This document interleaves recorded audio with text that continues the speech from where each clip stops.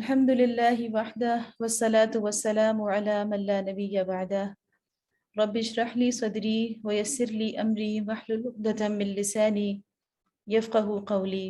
السلام علیکم ورحمۃ اللہ وبرکاتہ. آپ سب بہنوں کو رمضان کا پہلا دن مبارک ہو. اللہ تعالیٰ ہمارے لیے اس رمضان میں روزے رکھنا، اپنی عبادت کرنا اور قرآن کو سمجھنا، اس سے تعلق بنانا اور اس کے لیے راتوں کو قیام کرنا، ہم سب کو اس کی توفیق دیں اور آسانیوں کے ساتھ اللہ تعالیٰ اس رمضان کو مکمل فرمائیں. ہم انشاءاللہ آگے کا سبق آج شروع کریں گے آیت نمبر 124 سے.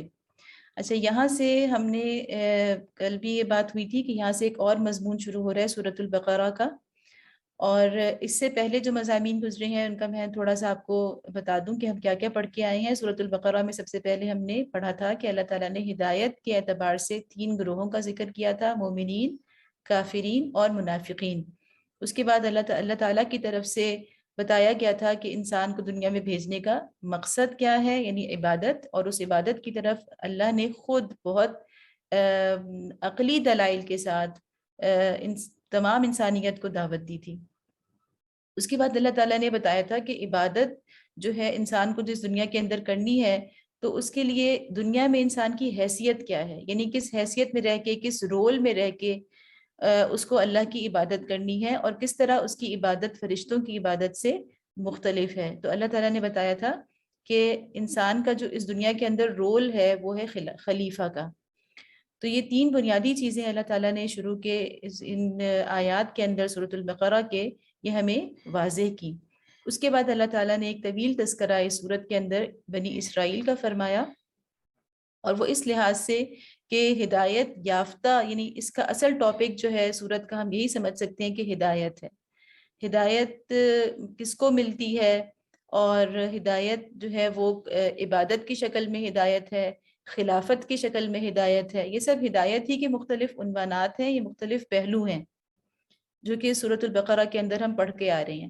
اس کے بعد طویل تذکرہ بنی اسرائیل کا کرنے کا مقصد یہ تھا کہ جس گروہ کو، جس امت کو ہدایت دی گئی اللہ کی طرف سے، جس کا وعدہ اللہ تعالیٰ نے آدم علیہ السلام سے زمین پر ان کو اتارتے وقت کیا تھا کہ میں تمہارے پاس اپنی طرف سے ہدایت بھیجوں گا، تو وہ قوم یا وہ امت جس کے پاس سب سے طویل زمانے تک ہدایت رہی، تو اس کا ہدایت کے ساتھ معاملہ کیا رہا.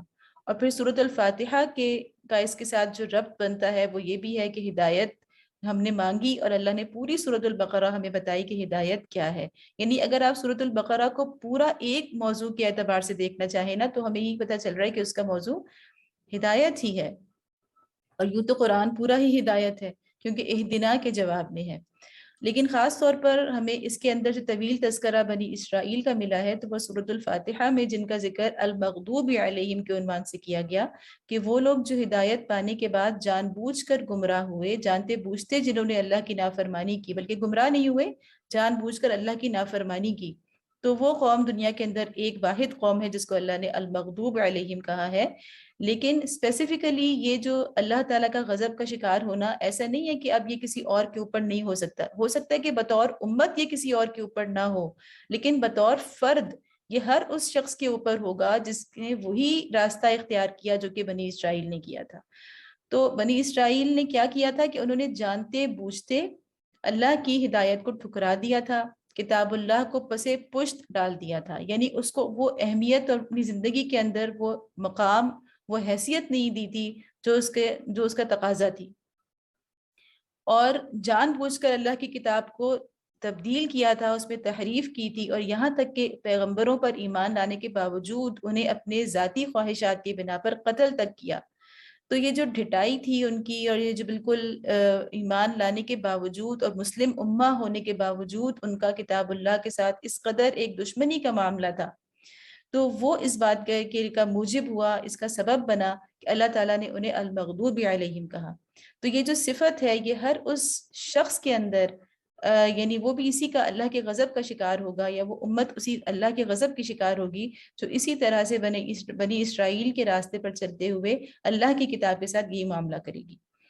تو اس کا ہمیں سورۃ البقرہ کے اندر مغضوب علیہم کی پوری تشریح طویل تذکرہ اللہ تعالیٰ نے بنی اسرائیل کا اس میں کر دیا۔ اس کے بعد یہاں سے جو موضوع شروع ہو رہا ہے وہ ہے ابراہیم علیہ السلام کے تذکرے کا، اور میں کل ایک چارٹ کے ذریعے سے آپ کو وضاحت بھی یہاں پر کی تھی کہ ابراہیم علیہ السلام جو ہیں وہ بنی اسرائیل اور بنی اسماعیل جس کے اندر نبی علیہ السلام مبعوث ہوئے ان دونوں کے جد امجد ہیں، یعنی دونوں شاخیں انہی کی اولاد سے نکلی ہیں۔ تو جو یہودیت ہے یا عیسائیت ہے، جو مذاہب اللہ کی طرف سے نہیں ہے بلکہ لوگوں نے خود بنا لیے اور انہیں کسی پیغمبر کی طرف منسوب کر دیا، تو یہودیت جو ہے وہ حضرت موسیٰ علیہ السلام کی طرف منسوب ہے، اور عیسائیت جو ہے وہ یا نصرانیت جو ہے وہ عیسیٰ علیہ السلام کی طرف منسوب کی گئی۔ تو یہ دونوں پیغمبر جلیل القدر پیغمبر اللہ کے بنی اسرائیل کے اندر ہی تھے، اور نبی کریم صلی اللہ علیہ وسلم بنی اسماعیل میں سے تھے، اور بنی اسماعیل میں اس سے پہلے چونکہ طویل عرصے تک کوئی بھی پیغمبر اللہ نے نہیں بھیجے تھے، تو اس لیے یہ لوگ شرک پر، یعنی ان کے اندر پیغمبروں کی تعلیمات جو ہے وہ تقریباً مٹ چکی تھیں، اور انہوں نے شرک کو اپنا عقیدہ بنا لیا تھا۔ تو یہ تین طرح کے گروہ تھے، بنی اسرائیل سے دو نکلے تھے، یہودیت اور عیسائیت، ان دونوں کو اہل کتاب کہتے ہیں، اور بنی اسماعیل جو تھے اس وقت جو عرب کے مقامی لوگ تھے، جو قریش تھے یا مدینہ کے عرب قبائل تھے یا مکہ کے عرب قبائل تھے یا پورا عرب تھا، وہ دراصل اسماعیل علیہ السلام کے دین پر اپنے آپ کو سمجھتا تھا لیکن عملاً وہ مشرک تھا۔ تو یہ تین طرح کے گروہ تھے، دو اہل کتاب اور ایک مشرکین۔ تو اب ان سب کا جو رشتہ جڑ رہا ہے وہ دراصل تاریخی اعتبار سے ابراہیم علیہ السلام کے ساتھ جڑ رہا تھا، اور یہ سب اس بات کو نہ صرف اچھی طرح اپنی تاریخ کو جانتے تھے بلکہ ابراہیم علیہ السلام کے اپنے جد امجد ہونے پر، اپنا بزرگ ہونے پر اور ان کی اولاد ہونے پر یہ بہت فخر کیا کرتے تھے۔ تو اللہ تعالیٰ اب ان تینوں باتوں، یعنی بنی اسرائیل کو مخاطب کیا اللہ نے، اصل میں جو ہم پیچھے پڑھ کر آئے ہیں اس میں اللہ تعالیٰ نے طویل تذکرہ، یعنی بنیادی ذکر تو بنی اسرائیل کا کیا ہے، لیکن ہم نے دیکھا کہ تھوڑا تھوڑا سا ذکر بیچ میں اللہ تعالیٰ نے عیسائیوں کا اور مشرکین کا بھی کر دیا۔ جیسے ہم وہ آیت پڑھ کر آئے کہ وقالت الیہود، جو ہم نے ابھی پڑھی کہ لیست النصارى علی شیء وقالت النصارى لیست الیہود علی شیء، اور اسی طرح اللہ نے کہا کہ یہ لوگ وہ بھی جو لوگ جن کے پاس کتاب نہیں ہے، یعنی کتاب کا علم نہیں ہے، وقال الذین لا یعلمون الکتاب، جن کے پاس کتاب کا علم نہیں ہے یعنی مشرکین۔ تو تینوں گروہوں کو اللہ نے ان کا مختصر ذکر باقی دو گروہوں کا بھی پیچھے کیا ہے۔ تو اب ان تینوں گروہوں کو اللہ تعالیٰ یہ بتا رہے ہیں کہ تمہاری اصل ایک ہی ہے، اور تمہارے لیے اسی میں بہتری ہے کہ اپنی اصل کی طرف لوٹ آؤ، اور اب جو پیغمبر آئے ہیں وہ دراصل تم سب کو اس مرکز کی طرف لانے کے لیے آئے ہیں، اور اس اصل دین کی طرف لانے کے لیے آئے ہیں جو شروع ہوا تھا ابراہیم علیہ السلام سے۔ تو اگر سب لوگوں کا اتفاق ہو سکتا ہے تو وہ ابراہیم علیہ السلام کے اوپر ہو سکتا ہے۔ تو آؤ میں تمہیں بتاتا ہوں کہ ابراہیم علیہ السلام کا دین کیا تھا، ٹھیک ہے؟ اگر یہ بات تمہارے اوپر، اگر ہو سکتا ہے کہ تم یعنی جو تاریخ کے اوراق میں چیزیں گم ہو جاتی ہیں، یا وقت گزرنے کے ساتھ ساتھ چیزیں جو ہیں وہ پیغمبروں کی اصل تعلیمات دنیا میں اپنی اصل شکل میں موجود نہیں رہتی، تو اللہ تعالیٰ کا مقصد یہ ہے یہاں پر کہ ہو سکتا ہے کہ ابراہیم علیہ السلام سے تم اپنا رشتہ جوڑنا ہی چاہتے ہو، لیکن ہو سکتا ہے کہ ان کی تعلیمات تم پر کچھ یعنی کنفیوز ہو گئے ہو تم ان کے بارے میں کہ وہ کیا تھی۔ تو آؤ میں تمہیں بتاؤں کہ ابراہیم علیہ السلام کا دین کیا تھا، اور چونکہ تم سب کے جد امجد وہی ہیں تو ان سب پر تمہارا اتفاق ہو سکتا ہے، اور یہ محمد صلی اللہ علیہ وسلم دراصل تمہیں ابراہیم علیہ السلام کے دین کی طرف ہی دعوت دینے کے لیے تشریف لائے ہیں۔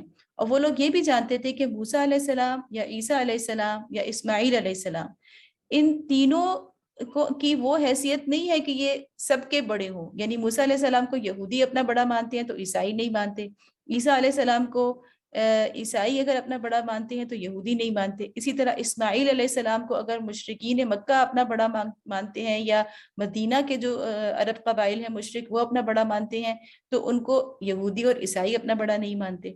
تو اس لیے جو امام انسانیت والی حیثیت تھی وہ ان سب کو معلوم تھی، ان تینوں گروہوں کو معلوم تھی کہ وہ امام انسانیت والی جو حیثیت ہے وہ نہ موسیٰ علیہ السلام کی ہے، نہ عیسیٰ علیہ السلام کی ہے، اور نہ ہی اسماعیل علیہ السلام کی ہے، بلکہ وہ اگر ہے تو وہ ابراہیم علیہ السلام کی ہے۔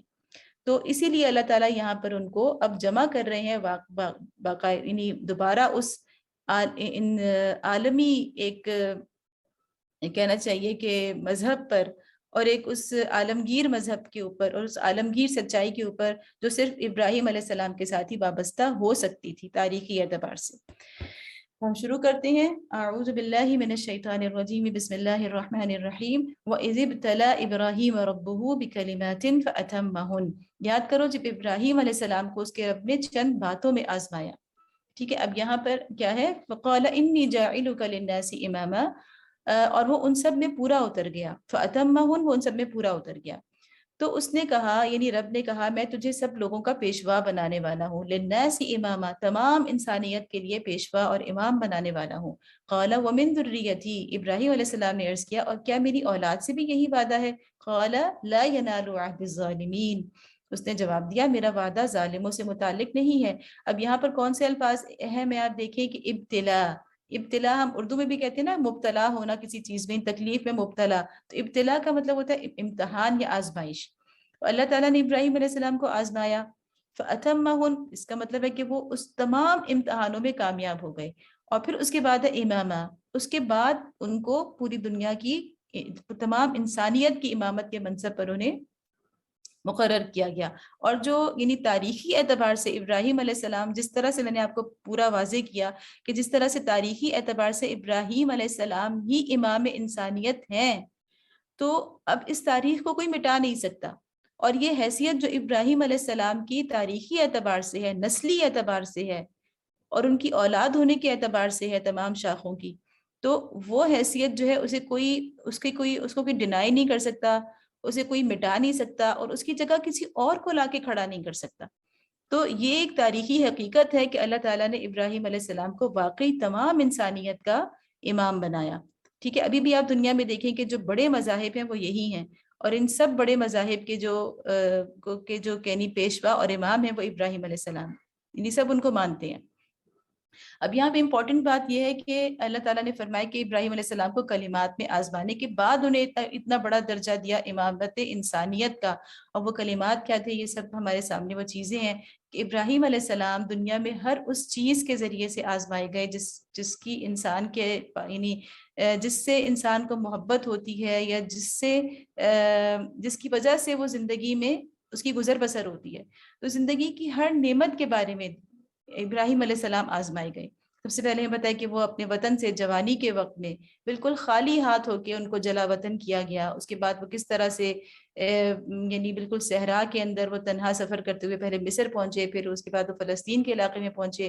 اس کے بعد جب ان کا گھر ایک سیٹل لائف انہوں نے شروع کی اور ان کی اولاد ہوئی، تو اللہ تعالیٰ نے اولاد کے حوالے سے انہیں 2 مرتبہ آزمایا۔ ایک مرتبہ اولاد کو اپنے ہاتھ سے ذبح کرنے کا حکم دیا، اس کے بعد اپنی اولاد کو اور اپنی بیوی کو ایک ایسی وادی میں، یعنی کہ جو بالکل بے آب و گیا صحرا بیابان میں چھوڑ دینے کا کہا، اور پھر آگ میں ڈالا جانا اس سے پہلے۔ تو یہ ساری چیزیں جو ابراہیم علیہ السلام کی دی، ہم اگر ان کو محسوس کریں تو یہ اتنی بڑی آزمائشیں تھیں کہ اللہ تعالیٰ نے امتحان لینے کے بعد ہی امامت عطا کی۔ اصل پوائنٹ یہ ہے کہ اللہ تعالیٰ پہلے آزماتے ہیں، اور اس کے بعد جب وہ کوئی انسان اپنے آپ کو اس کا اہل ثابت کرتا ہے تو اس کو اتنا بڑا مقام اور مرتبہ عطا کیا جاتا ہے۔ وَإِذْ جَعَلْنَا الْبَيْتَ مَثَابَةً لِلنَّاسِ وَأَمْنًا، اور یہ کہ ہم نے اس گھر کعبے کو لوگوں کے لیے مرکز اور امن کی جگہ قرار دیا تھا۔ اچھا، اب کیا ہوا کہ ابراہیم علیہ السلام نے وہ اس کی طرف اشارہ ہے کہ اب مکہ کے میں جو ہے انہوں نے جو اس گھر کی تعمیر کی۔ اب اصل میں چونکہ یہود کا تذکرہ، بنی اسرائیل کا تذکرہ ختم ہو گیا ہے، اور ابراہیم علیہ السلام کے تذکرے سے دراصل تمہید باندھی جا رہی ہے اس طرف کہ اب بنی اسرائیل کا دور ختم ہو گیا، اور محمد صلی اللہ علیہ وسلم کی بعثت کے بعد سے وہ اس فضیلت کے جو ان کو حیثیت حاصل تھی بنی اسرائیل کی، وہ ختم ہو گئی، اور اب جو نئی امت ہے جو نبی صلی اللہ علیہ وسلم پر ایمان لائے گی، وہ بنی اسرائیل کی جگہ دنیا کی امام اور پیشوا بننے جا رہی ہے۔ ٹھیک ہے، تو اب جب نئی امت آگے کی آیات میں ہم دیکھیں گے کہ اس کا باقاعدہ اللہ تعالیٰ اس کو اس منصب پر سرفراز کریں گے، تو اس سے پہلے ہمیں پتہ چلتا ہے کہ جو ایک ہر نئی امت کو جو ہے وہ کوئی نہ کوئی مرکز چاہیے ہوتا ہے۔ یعنی جب بھی آپ آپ سوچیں چھوٹی سی تنظیم بھی آپ بناتے ہیں، تو آپ کیا کرتے ہیں کہ ہمیں اس کے لیے کوئی سینٹر چاہیے جہاں ہم بیٹھیں، جہاں ہم میٹنگز کریں، جہاں ہم جمع ہو جائیں۔ تو کوئی بھی گروپ ہو تو اس کو ایک مرکز چاہیے. تو جو امت تا قیامت عالمی سطح کی گلوبل لیول کی ایک امت بننے جا رہی ہے تو اس کو ظاہر ایک ایسا مرکز چاہیے تھا جو تمام انسانیت کا مرکز ہو, جس سے کسی ایک مذہب کی شاخ کا تعلق وابستہ نہ ہو. ٹھیک ہے, تو اللہ تعالیٰ نے ابراہیم علیہ السلام کے ہاتھوں اسی وقت ایک ایسے مرکز کی تعمیر کروا لی تھی جو مثابۃ للناس تھا, تمام انسانیت کا مرکز تھا, اور لوگ بلا تفریق مذہب اور بلا تفریق نسل اس کی طرف رجوع کرتے تھے اور کعبے کا طواف کرنے کے لیے, اس کا حج کرنے کے لیے ہمیشہ سے ہر زمانے میں آتے رہے. ٹھیک ہے, وہ امنا, اور دوسرا یہ کہ وہ امن کی جگہ بنایا اس کو. وَاتَّخِذُوا مِن مَقَامِ إِبْرَاهِيمَ مُصَلًّى, اللہ تعالیٰ نے حکم دیا کہ لوگوں کو حکم دیا تھا کہ ابراہیم علیہ السلام جہاں عبادت کے لیے کھڑا ہوتا ہے اس مقام کو مستقل جائے نماز بنا لو. ہمیں پتہ ہے کہ ابھی بھی مقام ابراہیم کے اندر نوافل ادا کرنا جو ہے بہت بڑے اجر و ثواب کا باعث ہے. وَعَهِدْنَا إِلَىٰ إِبْرَاهِيمَ وَإِسْمَاعِيلَ أَن طَهِّرَا بَيْتِيَ لِلطَّائِفِينَ وَالْعَاكِفِينَ وَالرُّكَّعِ السُّجُودِ. اور اللہ تعالیٰ نے ابراہیم علیہ السلام اور اسماعیل علیہ السلام کو تاکید کی تھی کہ میرے گھر کو طواف اور اعتکاف اور رکوع اور سجدہ کرنے والوں کے لیے پاک رکھو. یعنی وہیں سے اللہ تعالیٰ نے بتا دیا کہ گھر کا اصل مقصد کیا تھا. ایک تو لوگ اس کی طرف رجوع کریں بلا تفریق نسل و مذہب, اور وہ ایک عالمی حیثیت کا ایک مرکز بن سکے. مثابۃ للناس, یہاں پہ ناس کا لفظ بہت امپورٹنٹ ہے.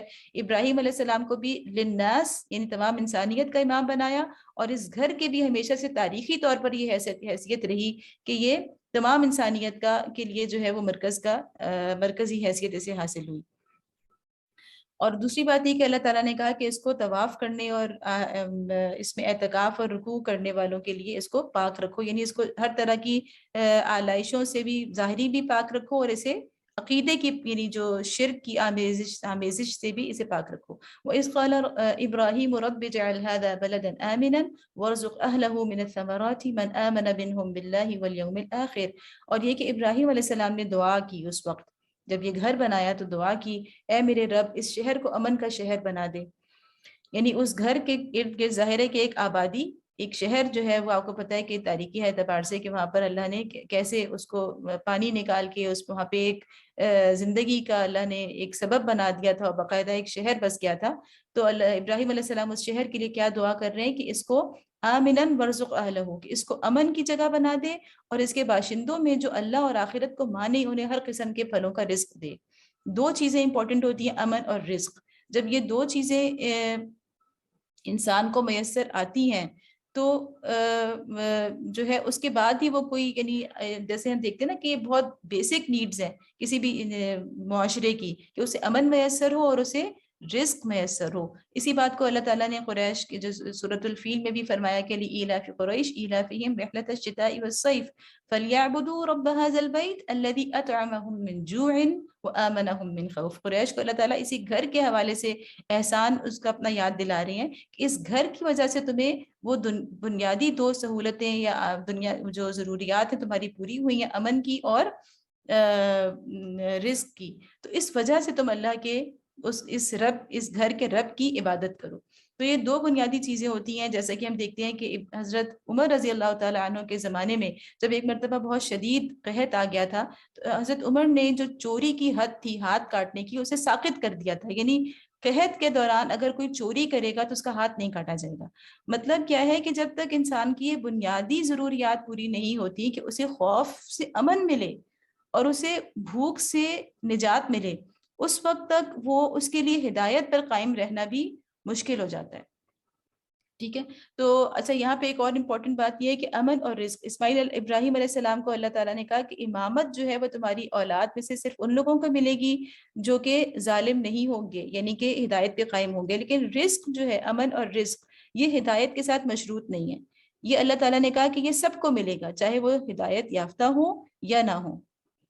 وَإِذْ يَرْفَعُ إِبْرَاهِيمُ الْقَوَاعِدَ مِنَ الْبَيْتِ وَإِسْمَاعِيلُ رَبَّنَا تَقَبَّلْ مِنَّا إِنَّكَ أَنْتَ السَّمِيعُ الْعَلِيمُ. اور یاد کرو ابراہیم علیہ السلام اور اسماعیل علیہ السلام جب اس گھر کی دیواریں اٹھا رہے تو دعا کرتے جاتے تھے, اے ہمارے رب ہم سے یہ خدمت قبول فرما. تو سب کی سننے اور سب کچھ جاننے والا ہے. یعنی تقبل منا میں ایک عاجزی ہے، اخلاص ہے کہ اللہ ہم سب کچھ کرنے کے باوجود، اتنی بڑی بڑی قربانیاں دینے کے باوجود بھی عاجزی کے ساتھ اللہ کے آگے کہہ رہے ہیں کہ اللہ قبول فرما لے. ہم سے اس طرح نہیں ہو سکا جیسا کہ تیری بندگی کا حق تھا.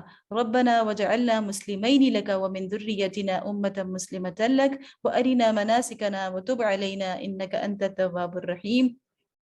یہاں وہ دعا مانگ رہے ہیں کہ اے رب ہم دونوں کو اپنا مسلم بنا. نہیں، سب سے پہلے ہمیں مسلم بنا، اور اس کے بعد ہماری نسل سے ایک ایسی قوم اٹھا جو تیری مسلم ہو. یہاں پہ اب اللہ تعالیٰ دیکھیں اشارہ کس طرح آہستہ آہستہ ذہنوں کو لے کے جا رہے ہیں کہ اب انہی کی دعا کی قبولیت کی یہ شکل ہے کہ اسماعیل علیہ السلام اس دعا کے موقع پہ ابراہیم علیہ السلام کے ساتھ کون کھڑے ہیں؟ اسحاق علیہ السلام نہیں ہیں بلکہ اسماعیل علیہ السلام ہے. تو اشارہ کیا ہے کہ یہ اسماعیل علیہ السلام کی دعا تھی، اس لیے اسماعیل علیہ السلام ہی کی نسل میں اس آخری نبی کا مبعوث ہونا دراصل ابراہیم علیہ السلام اور اسماعیل علیہ السلام کی اس تاریخی دعا کی قبولیت ہے.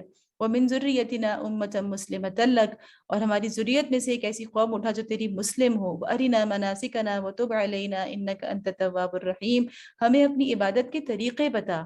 یعنی ہم نے طریقے بھی اللہ سے سیکھنے ہیں، ہم نے من گھڑت طریقے جو ہیں عبادت کے وہ اختیار نہیں کرنے.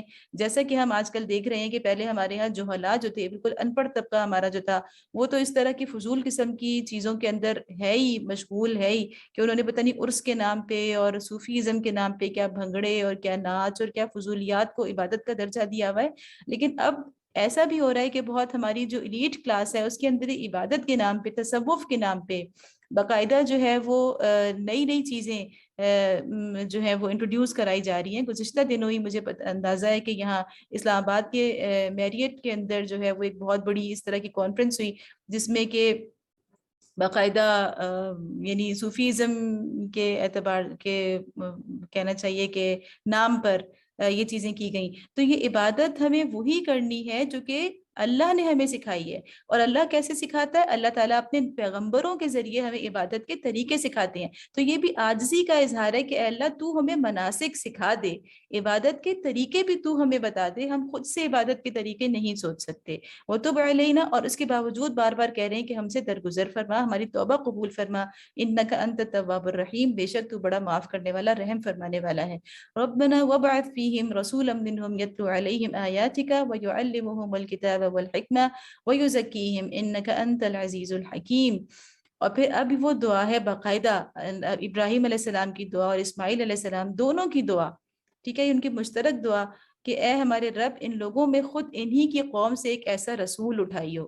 اب اشارہ ہو گیا کہ یہ دراصل تمہارے جد امجد ابراہیم علیہ السلام ہی کی دعا تھی اور اسماعیل علیہ السلام ہی کی دعا تھی. تو انہی کی نسل میں ان کا مبعوث ہونا دراصل ان کی دعا کی قبولیت کا تقاضا تھا. جو ایک رسول اٹھا جو کیا کرے. اب یہ رسول جو ہے یہ بہت امپورٹنٹ آیت ہے. یہ آیت قرآن میں 4 مقامات پہ ایگزیکٹلی انہی الفاظ کے اندر دہرائی گئی ہے. یعنی قرآن کی بہت ہی اہم آیات میں سے ہے.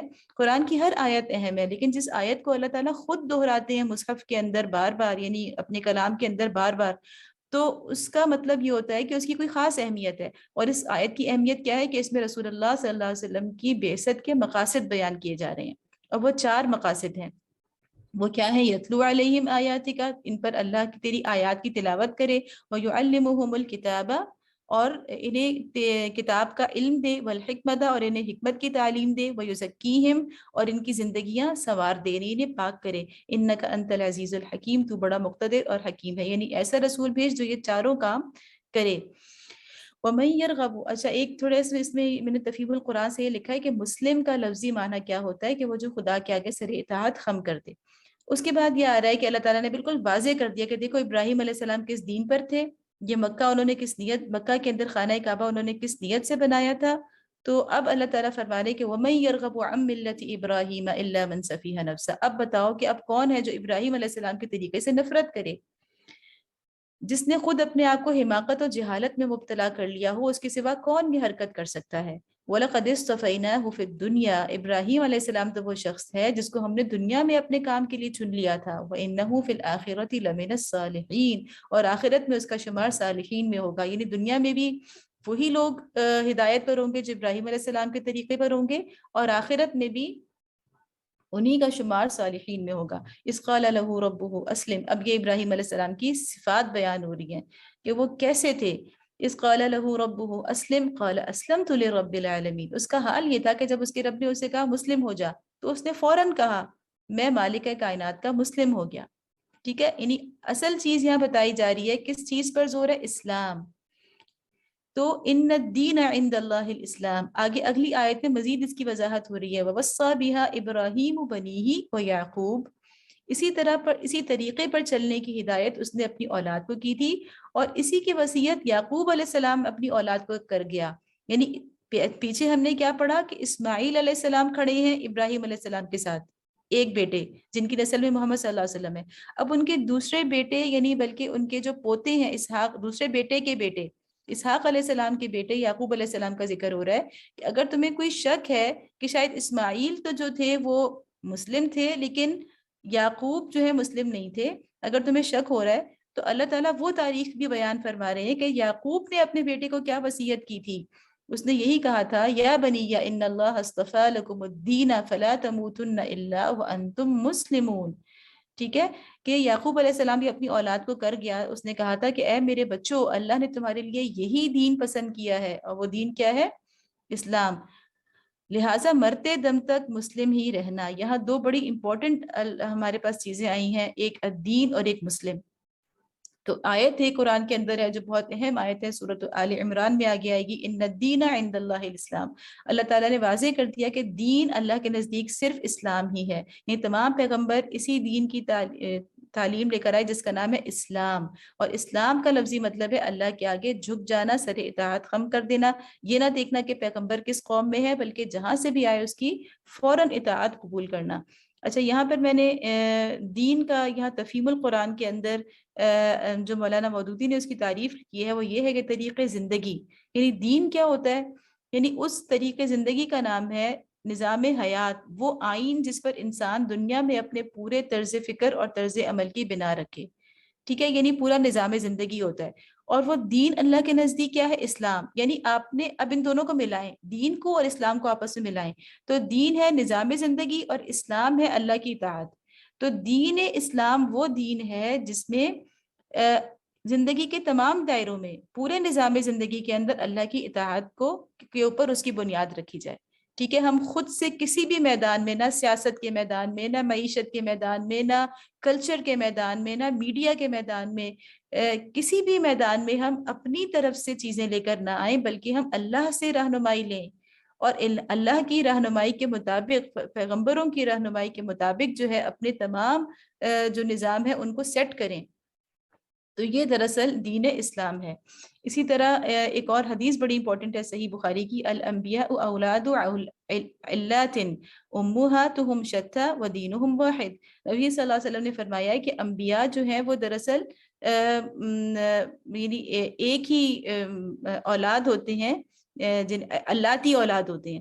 یعنی اللاتی اولاد وہ ہوتے ہیں کہ ان کی مائیں مختلف ہیں لیکن ان کا دین ایک ہی ہے.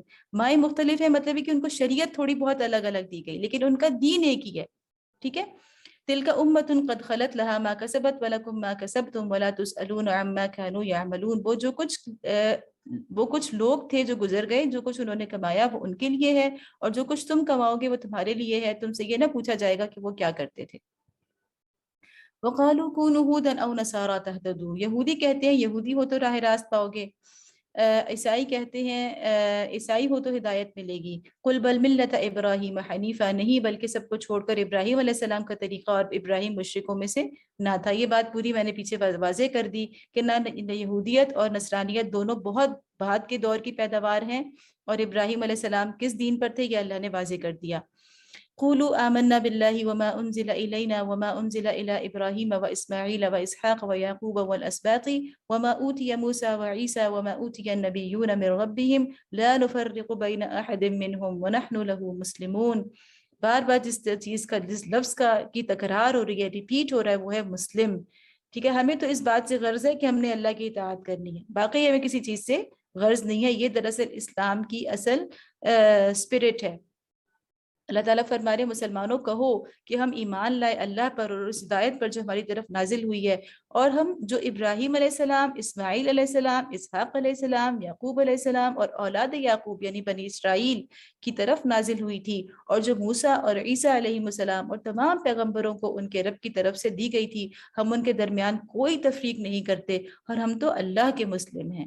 ٹھیک ہے، اب یہاں پہ تینوں گروہوں کی گمراہی پر دلیل آ گئی کہ اسماعیل علیہ السلام کو ماننے والے کون تھے، اب مشرکین ہو چکے تھے۔ اسحاق علیہ السلام وما اوتی موسیٰ، یعنی اسحاق علیہ السلام کو اور جو موسیٰ علیہ السلام کو جو کچھ دیا گیا، یہ کون لوگ تھے؟ یہ یہود تھے، ٹھیک ہے، یہود اور ان کی شریعت، وعیسیٰ عیسائی اور ان کی تعلیمات۔ تو ان تینوں کو اللہ نے کہا کہ مسلمان تو ان سب کو مان رہے ہیں، لیکن آپ ان میں اختلاف کر رہے ہیں، آپ ان میں انہیں سب ایک دوسرے کا انکار کر رہے ہیں، حالانکہ مسلمان جو ہیں وہ ان سب کو لا نفرق بین احد منہم ونحن له مسلمون فإن آمنوا بمثل ما آمنتم به فقد اهتدوا، پھر اگر وہ اسی طرح ایمان لائیں جس طرح تم لائے ہو تو ہدایت پر ہیں، وإن تولوا فإنما هم في شقاق، اور اگر اس سے منہ پھیریں تو کھلی بات ہے کہ وہ ہٹ دھرمی میں پڑ گئے ہیں، فَسَيَكْفِيكَهُمُ اللَّهُ وَهُوَ السَّمِيعُ الْعَلِيمُ، لہٰذا اطمینان رکھو کہ ان کے مقابلے میں اللہ تمہاری حمایت کے لیے کافی ہے، وہ سب کچھ سنتا اور جانتا ہے۔ صبغت اللہ، اللہ تعالیٰ فرما رہے ہیں کہ صبغت اللہ اصل میں کیا مطلوب ہے؟ اللہ کا رنگ، کہو اللہ کا رنگ اختیار کرو، ومن احسن من اللہ صبغہ ونحن له عابدون، اور اس کے رنگ سے اچھا اور کس کا رنگ ہوگا، اور ہم اسی کی بندگی کرنے والے لوگ ہیں۔ یعنی اسی چیز کو کبھی مسلم کہہ کے کہا جا رہا ہے، کبھی صبغت اللہ کہا جا رہا ہے، کہ اصل چیز کیا ہے کہ اللہ کا رنگ اختیار کر لو، اللہ کی اطاعت کے اندر آ جاؤ اور تعصبات سے نکل آؤ۔ قل اتحاجوننا فی اللہ وهو ربنا وربکم ولنا اعمالنا ولکم اعمالکم ونحن له مخلصون، اے نبی صلی اللہ علیہ وسلم ان سے کہو کیا تم اللہ کے بارے میں ہم سے جھگڑتے ہو، حالانکہ وہی ہمارا رب بھی ہے اور تمہارا رب بھی، ہمارے اعمال ہمارے لیے ہیں، تمہارے اعمال تمہارے لیے، اور ہم اللہ ہی کے لیے اپنی بندگی کو خالص کر چکے ہیں۔ اب یہ ام تقولون ان ابراہیم و اسماعیل و اسحاق و یعقوب والاسباط كانوا هودا او نصارا قل اانتم اعلم ام اللہ، پھر کیا تمہارا یہ کہنا یہ ہے کہ ابراہیم علیہ السلام، اسماعیل علیہ السلام، اسحاق علیہ السلام، یعقوب علیہ السلام اور اولاد یعقوب علیہ السلام سب کے سب یہودی تھے یا نصرانی تھے؟ کہو تم زیادہ جانتے ہو یا اللہ؟ اچھا، اب آپ کو لگے گا کہ یہ پہلے بھی یہ ریپیٹ ہوئی آیت اور دوبارہ سے آ رہی ہے، لیکن یہاں پر فرق یہ ہے کہ قل اانتم اعلم ام اللہ، یہ جو کہا جا رہا ہے کہ تم زیادہ جانتے ہو یا اللہ، یہ دراصل اب مخاطب ہے اللہ تعالیٰ ان کی عوام سے جن کے پاس علم نہیں تھا۔ پہلے اللہ نے ان کی علماء سے کہا تھا، اور اب اللہ ان کے عوام سے کہہ رہے ہیں کہ تمہارے پاس تو علم ہی نہیں ہے، تم تو اللہ کی کتاب کو جانتے ہی نہیں ہو، تو تم خالی یعنی کہ آنکھیں بند کر کے اپنے علماء کے پیچھے چل رہے ہو، تو تم زیادہ جانتے ہو یا اللہ؟ ومن اظلم ممن كتم شهادة عنده من الله وما الله بغافل عما تعملون، اس شخص سے بڑا ظالم اور کون ہوگا جس کے ذمہ اللہ کی طرف سے گواہی ہو اور وہ اسے چھپائے۔ اب یہ علماء ہیں، ٹھیک ہے، یہ علماء ہیں جن کو پتہ ہے لیکن وہ چھپا رہے ہیں، اور تمہاری حرکات سے اللہ غافل تو نہیں ہے، لیکن دونوں کا انجام ایک ہی ہے نا، مطلب علماء جو ہیں وہ جان بوجھ کر چھپا رہے ہیں، اور جو جاہل لوگ ہیں بے شک وہ کتنے بھی پڑھے لکھے ہوں لیکن ان کے پاس اپنی کتاب کا علم نہیں تھا، اور انہوں نے کتاب کا علم صرف اپنے علماء کے لیے مخصوص کر لیا تھا کہ ہمیں کیا ضرورت ہے، بس علماء ہے، جب کوئی فتویٰ پوچھنا ہوگا تو ہم پوچھ لیں گے، جب کوئی مسئلہ آئے گا تو ہم پوچھ لیں گے، ایک فون کال کریں گے، ایک واٹس ایپ میسج کریں گے کہیں، اور پوچھ لیں گے، گوگل پہ سرچ کر لیں گے کہ بھئی اس کا کیا حکم ہے۔ تو یہ بات ہے کہ جیسے ہم بھی دیکھیں کہ ابھی بھی لوگوں کا یہی حال ہے کہ انہوں نے اللہ کی کتاب کا علم حاصل کرنا جو ہے وہ اس کی ضرورت محسوس نہیں کرتے، کہ بس اس کے لیے صرف علماء کا کام ہے، تو اس کا نتیجہ کیا ہوتا ہے کہ اندھی تقلید ہوتی ہے، اور دونوں کا نتیجہ گمراہی کی شکل میں نکلتا ہے۔ تلک امۃ قد خلت لها ما کسبت ولکم ما کسبتم ولا تسألون عما كانوا يعملون، وہ کچھ لوگ تھے جو گزر چکے، ان کی کمائی ان کے لیے تھی اور تمہاری کمائی تمہارے لیے، تم سے ان کے اعمال کے متعلق سوال نہیں ہوگا۔ اچھا، یہ اب ہمارا انشاءاللہ دوسرا پارہ ہم شروع کریں گے دورہ قرآن میں، اور قرآن کے اہداف و مقاصد تو کل بھی ہم نے دیکھے، پارہ 2، سَيَقُولُ السُّفَهَاءُ مِنَ النَّاسِ مَا وَلَّاهُمْ عَنْ قِبْلَتِهِمُ الَّتِي كَانُوا عَلَيْهَا، نادان لوگ ضرور کہیں گے انہیں کیا ہوا کہ پہلے یہ جس قبلے کی طرف رخ کر کے نماز پڑھتے تھے اس سے یکا یک پھر گئے۔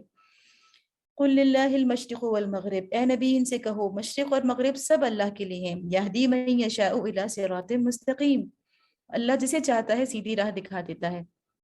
اب یہاں پہ وہ بات ہے کہ اللہ تعالیٰ نے مسلمانوں کا یعنی مدینہ آگے باقاعدہ اس کا حکم آ جائے گا، لیکن اللہ تعالیٰ نے جب ہجرت کے بعد نبی صلی اللہ علیہ وسلم نے تقریباً 16-17 ماہ جو ہے وہ بیت المقدس کی طرف رخ کر کے نماز پڑھی، اس لیے کہ ابھی تک حکم نہیں آیا تھا، کیونکہ جو بھی پچھلی امت ہوتی ہے اس کا جو قبلہ ہو، تو نئے آنے والے نبی کو بھی وہی حکم ہے کہ آپ پچھلے کو جاری رکھیں۔ اگرچہ نبی صلی اللہ علیہ وسلم کی یہ خواہش تھی کہ اب ہم ان سے باقاعدہ ڈسٹنگوش ہمیں کر دیا جائے، ہمیں ان سے ممتاز کر دیا جائے، ہمیں اپنے اس قبلے کی طرف لے جایا جائے جو تمام امتوں کا قبلہ ہے، ابراہیم علیہ السلام سے جڑا ہوا ہے، اور ابراہیم علیہ السلام کو سب مانتے ہیں۔ نبی صلی اللہ علیہ وسلم کی خواہش تھی، لیکن اللہ تعالیٰ نے اس کو کچھ عرصے کے بعد باقاعدہ یہ حکم نازل فرمایا، اور قبلہ جو ہے بیت المقدس سے تبدیل کر کے خانہ کعبہ کو کر دیا گیا۔ تو اللہ تعالیٰ فرما رہے ہیں کہ جو بے وقوف لوگ ہیں وہ ضرور کہیں گے کہ مشرق پہلے یہاں تھا وہاں ہو گیا، تو مشرق مغرب سب اللہ کے ہیں، اصل چیز کیا ہے؟ ہدایت۔ اللہ جس کو چاہتا ہے ہدایت کی طرف لے کے جاتا ہے۔ تو بار بار توجہ دلائی جا رہی ہے کہ اپنی اصل چیز پہ فوکس کرو، اصل چیز ہے صراط مستقیم کی طرف ہدایت۔ وَكَذَلِكَ جَعَلْنَاكُمْ أُمَّةً وَسَطًا لِتَكُونُوا شُهَدَاءَ عَلَى النَّاسِ وَيَكُونَ الرَّسُولُ عَلَيْكُمْ شَهِيدًا۔ اب یہاں پہ جو امپورٹنٹ ورڈ ہے وہ یہ کہ وَكَذَلِكَ، اور اسی طرح جعلناکم امتاً وسطاً، ہم نے تمہیں امت وسط بنایا۔ کذالک کا اشارہ کس کی طرف ہے؟ تحویل قبلہ کی طرف، یعنی قبلہ تبدیل کر کے ہم نے تمہیں ایک نئی امت بنا دیا، ایک تمہیں ان سے ڈسٹنگوش کر دیا، تمہیں ان سے الگ کر دیا اور بنی اسرائیل سے، اور اب تمہاری اپنی ایک حیثیت ہے، اور تمہیں کیا مقام دیا؟ امت وسط کا مقام دیا۔ ٹھیک ہے، اب یہاں یہ دیکھنا ہے کہ اللہ تعالیٰ بتا رہے ہیں کہ یہ قبلے کی تحویل کے ذریعے سے ہم نے تمہیں ایک نئی امت بنا دیا، پچھلی امت کا جو ٹائم پیریڈ تھا ان کی فضیلت کا، ان کی امامت کا، وہ ختم ہو گیا، اور ان کی جگہ سٹیج کے اوپر تمہیں اللہ نے اس پیشوائی اور امامت کے اوپر باقاعدہ سرفراز کر دیا۔ تو بڑی خوبصورت بات نعمان علی خان جیسے میں نے سنا وہ کہہ رہے تھے کہ ایک طرح سے یہ ان کی انوگریشن سیریمنی تھی۔ ٹھیک ہے، جب آپ کوئی نئی کسی کو کوئی چیز کو انوگریٹ کرتے ہیں تو آپ اس کی باقاعدہ سیریمنی کرتے ہیں، تو یہ تحویل قبلہ ایک طرح سے امت مسلمہ کی انوگریشن ہو رہی تھی کہ ان کو باقاعدہ ایک نئے سرے سے ایک نئی امت کے منصب پہ سرفراز کیا جا رہا تھا۔ لِتَكُونُوا شُهَدَاءَ عَلَى النَّاسِ، ساتھ ہی اللہ تعالیٰ نے بتا دیا کہ تم صرف خوشی نہ مناؤ بلکہ تمہیں اس مقام پہ کھڑا کرنے کا مقصد کیا ہے؟ لِتَكُونُوا شُهَدَاءَ عَلَى النَّاسِ، تاکہ تم تمام انسانیت پر گواہ بن جاؤ۔ اب دیکھیں ابراہیم علیہ السلام کو کس کا بنایا گیا تھا؟ لِلنَّاسِ اماما، تمام انسانیت کا امام، اور یہاں پر اللہ تعالیٰ پھر امت وسط کو، امت مسلمہ کو، ہمیں، مجھے اور آپ کو بطور امت کیا کہہ رہے ہیں کہ تمام انسانیت کے اوپر گواہ، یعنی اپنے دور میں، جس دور میں میں زندہ ہوں، جس دور میں جو میرا دور ہے، اس دور کے اندر جتنی انسانیت ہے اس کے اوپر کلیکٹیولی شہادت دینا اس دور کی امت کا کام ہے۔ ٹھیک ہے، اور شہادت دینا یعنی ان کے اوپر حق بات کو کھول کر بیان کر دینا۔ یہ دراصل شہادت علی الناس جو ہے اس کا مطلب یہ ہے کہ دین کو اس طرح واضح کر دینا کہ اس دور کے تمام انسانیت کو پتہ چل جائے کہ اللہ کا دین اسلام کیا ہے، وہ دین، وہ نظام کیا ہے، اس کے مختلف پہلو، اس کے مختلف دائروں کے اندر اس کی تعلیمات کیا ہیں، اور ایک ایسی تصویر پیش کر دی جائے، ایسا پریکٹیکل نمونہ ایک زمین کے اوپر قائم کر کے دکھا دیا جائے کہ اس دور کی تمام انسانیت کو نظر آ جائے کہ اچھا اللہ کا دین جو ہے وہ یہ ہوتا ہے، اس کا یہ نظام جو ہے وہ اس طرح سے چلتا ہے۔ وَيَكُونَ الرَّسُولُ عَلَيْكُمْ شَهِيدًا، اور رسول جو ہیں وہ تمہارے اوپر گواہی دیں گے، قیامت کے دن بھی گواہی دیں گے۔ وَمَا جَعَلْنَا الْقِبْلَةَ الَّتِي كُنْتَ عَلَيْهَا إِلَّا لِنَعْلَمَ مَن يَتَّبِعُ الرَّسُولَ مِمَّن يَنقَلِبُ عَلَى عَقِبَيْهِ، اور اس کو تو ہم نے صرف یہ دیکھنے کے لیے قبلہ مقرر کیا تھا کہ کون رسول کی پیروی کرتا ہے اور کون الٹا پھر جاتا ہے۔ وَإِن كَانَتْ لَكَبِيرَةً إِلَّا عَلَى الَّذِينَ هَدَى اللَّهُ وَمَا كَانَ اللَّهُ لِيُضِيعَ إِيمَانَكُمْ إِنَّ اللَّهَ بِالنَّاسِ لَرَءُوفٌ رَحِيمٌ۔ یہ معاملہ تھا تو بڑا سخت، مگر ان لوگوں کے لیے کچھ بھی سخت نہ ثابت ہوا جو اللہ کی ہدایت سے فیض یاب تھے۔ اللہ تمہارے اس ایمان کو ہرگز ضائع نہ کرے گا، یقین جانو کہ وہ لوگوں کے حق میں نہایت شفیق اور رحیم ہے۔ اللہ تعالیٰ خود کہہ رہے ہیں کہ لَكَبِيرَةٌ، یہ قبلے کی تحویل کا معاملہ بڑا سخت تھا، کیونکہ دیکھیں پہلے جب نبی صلی اللہ علیہ وسلم نے ہجرت فرمائی تھی مکہ سے مدینہ، تو جو مدینہ سے مہاجرین آئے تھے نا، انہیں بڑا ایک دم سے شوق پہنچا تھا، کیونکہ ان کی تو وابستگی ظاہر ہے کہ بنی اسرائیل کے قبلے بیت المقدس کے ساتھ نہیں تھی، تو ان کو جب یہاں مدینہ آگے لگا کہ ہم بیت المقدس کی طرف رخ کر کے نماز پڑھیں گے، تو پہلے ان کی ایک طرح سے جو ان کے اندر تھوڑا سا اگر نیشنلزم کے کچھ آثار تھے یا تعصب تھا تو اس کے اوپر ایک زد پڑی. ٹھیک ہے. اسی طرح اب جب قبلہ تبدیل ہو کے بیت المقدس سے خانہ کعبہ کی طرف ہو گیا تو اب جو یہود تھے ان کے اوپر زد پڑ رہی ہے. تو اللہ تعالیٰ فرما رہے ہیں کہ اللہ کا اصل مقصد یہ ہے کہ امتحان لینا کہ آپ نے اصل چیز کی طرف رخ کرنا ہے کہ اللہ کی اور رسول کی پیروی، اور باقی ہر طرح کی مذہبی وابستگیوں سے آپ نے کو چھوڑ دینا ہے. قد نرى تقلب وجهك في السماء، یہ تمہارے منہ کا بار بار آسمان کی طرف اٹھنا ہم دیکھ رہے ہیں. فَلَنُوَلِّيَنَّكَ قِبْلَةً تَرْضَاهَا، ہم اسی قبلے کی طرف تمہیں پھیرے دیتے ہیں جسے تم پسند کرتے ہو. یہاں سے ہمیں پتہ چلتا ہے کہ تقلب وجہ کا یعنی نبی صلی اللہ علیہ وسلم کی جو خواہش تھی وہ اللہ کی ارادے کے مطابق تھی. یعنی نبی صلی اللہ علیہ وسلم کا اللہ کے ساتھ تعلق کتنا تھا کہ نبی صلی اللہ علیہ وسلم کی خواہش جو ہوتی تھی وہ وہی تھی جو کہ اللہ کا ارادہ تھا. فَوَلِّ وَجْهَكَ شَطْرَ الْمَسْجِدِ الْحَرَامِ، ہم اس قبلے کی طرف تمہیں پھیر دیتے ہیں جسے تم پسند کرتے ہو، مسجد حرام کی طرف رخ پھیر دو. وَحَيْثُ مَا كُنْتُمْ فَوَلُّوا وُجُوهَكُمْ شَطْرَهُ، اب جہاں کہیں تم ہو اسی کی طرف منہ کر کے نماز پڑھا کرو. وَإِنَّ الَّذِينَ أُوتُوا الْكِتَابَ لَيَعْلَمُونَ أَنَّهُ الْحَقُّ مِنْ رَبِّهِمْ، یہ لوگ جس میں کتاب دی گئی تھی جنہیں کتاب دی گئی تھی خوب جانتے ہیں کہ تحویل قبلہ کا یہ حکم ان کے رب ہی کی طرف سے ہے. وَمَا اللَّهُ بِغَافِلٍ عَمَّا يَعْمَلُونَ، اور برحق ہے مگر اس کے باوجود یہ جو کچھ یہ کر رہے ہیں اللہ اس سے غافل نہیں ہے. اچھا، اب یہاں پر رک کے تھوڑا سا ایک سورت کے مضامین پہ ایک اور لحاظ سے بھی نظر ڈال لیں.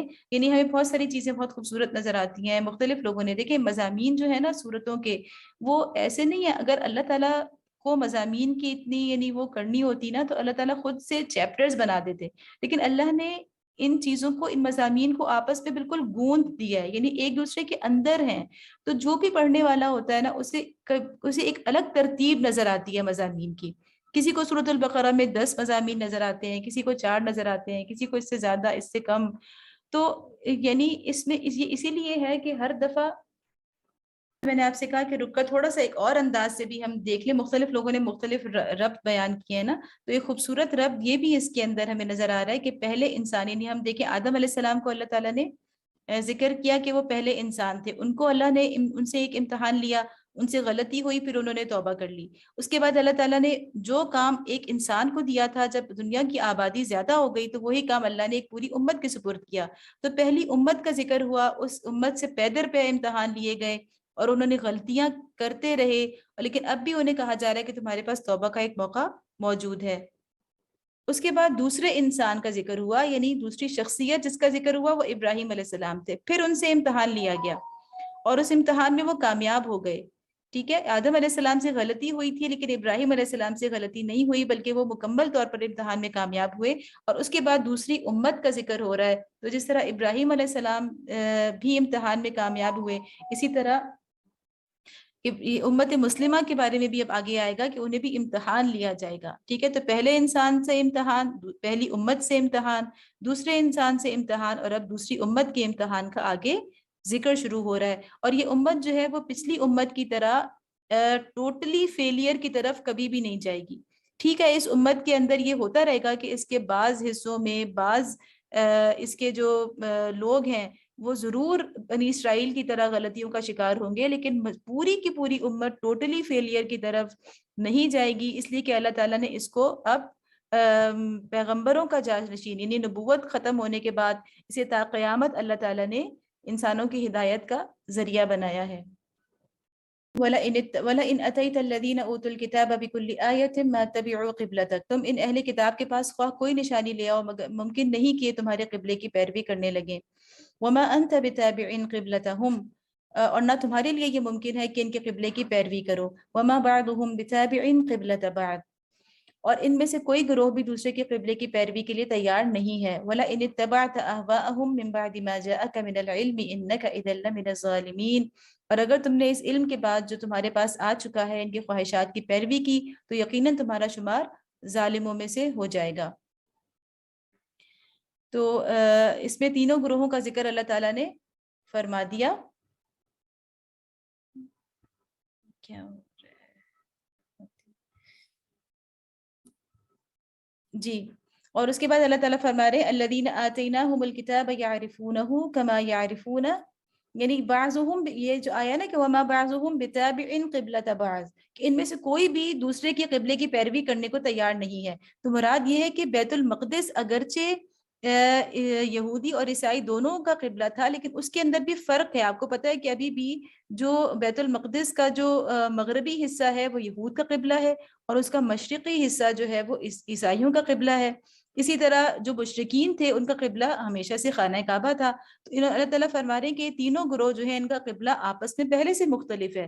تو اگر ان کو یکجا کیا جا سکتا ہے اور ایک گلوبل ان کو ریلیجن کے اوپر لایا جا سکتا ہے، تو وہ صرف اس کا قبلہ ابراہیم علیہ السلام کا تعمیر کردہ خانہ کعبہ ہی ہو سکتا ہے. الذین آتیناہم الکتاب یعرفونہ کما یعرفون ابناءہم، جن لوگوں کو ہم نے کتاب دی ہے وہ اس مقام کو، یعنی جسے قبلہ بنایا گیا ہے یعنی خانہ کعبہ، ایسا پہچانتے ہیں جیسے اپنی اولاد کو پہچانتے ہیں. وَإِنَّ فَرِيقًا مِّنْهُمْ لَيَكْتُمُونَ الْحَقَّ وَهُمْ يَعْلَمُونَ، مگر ان میں سے ایک گروہ جانتے بوجھتے حق کو چھپا رہا ہے. یعرفونہ کا مطلب ہے کہ اہل کتاب اسے یوں پہچانتے ہیں جیسے اپنی اولاد کو پہچانتے ہیں. ٹھیک ہے، تو الحق من ربک فلا تکونن من الممترین، یعنی نہ صرف مشرکین مکہ بلکہ اہل کتاب بھی جو قبلہ ہے خانہ کعبہ، اس کی حیثیت، اس کی اہمیت، اس کو بہت اچھی طرح جانتے ہیں جیسے کہ اپنی اولاد کو جانتے ہیں.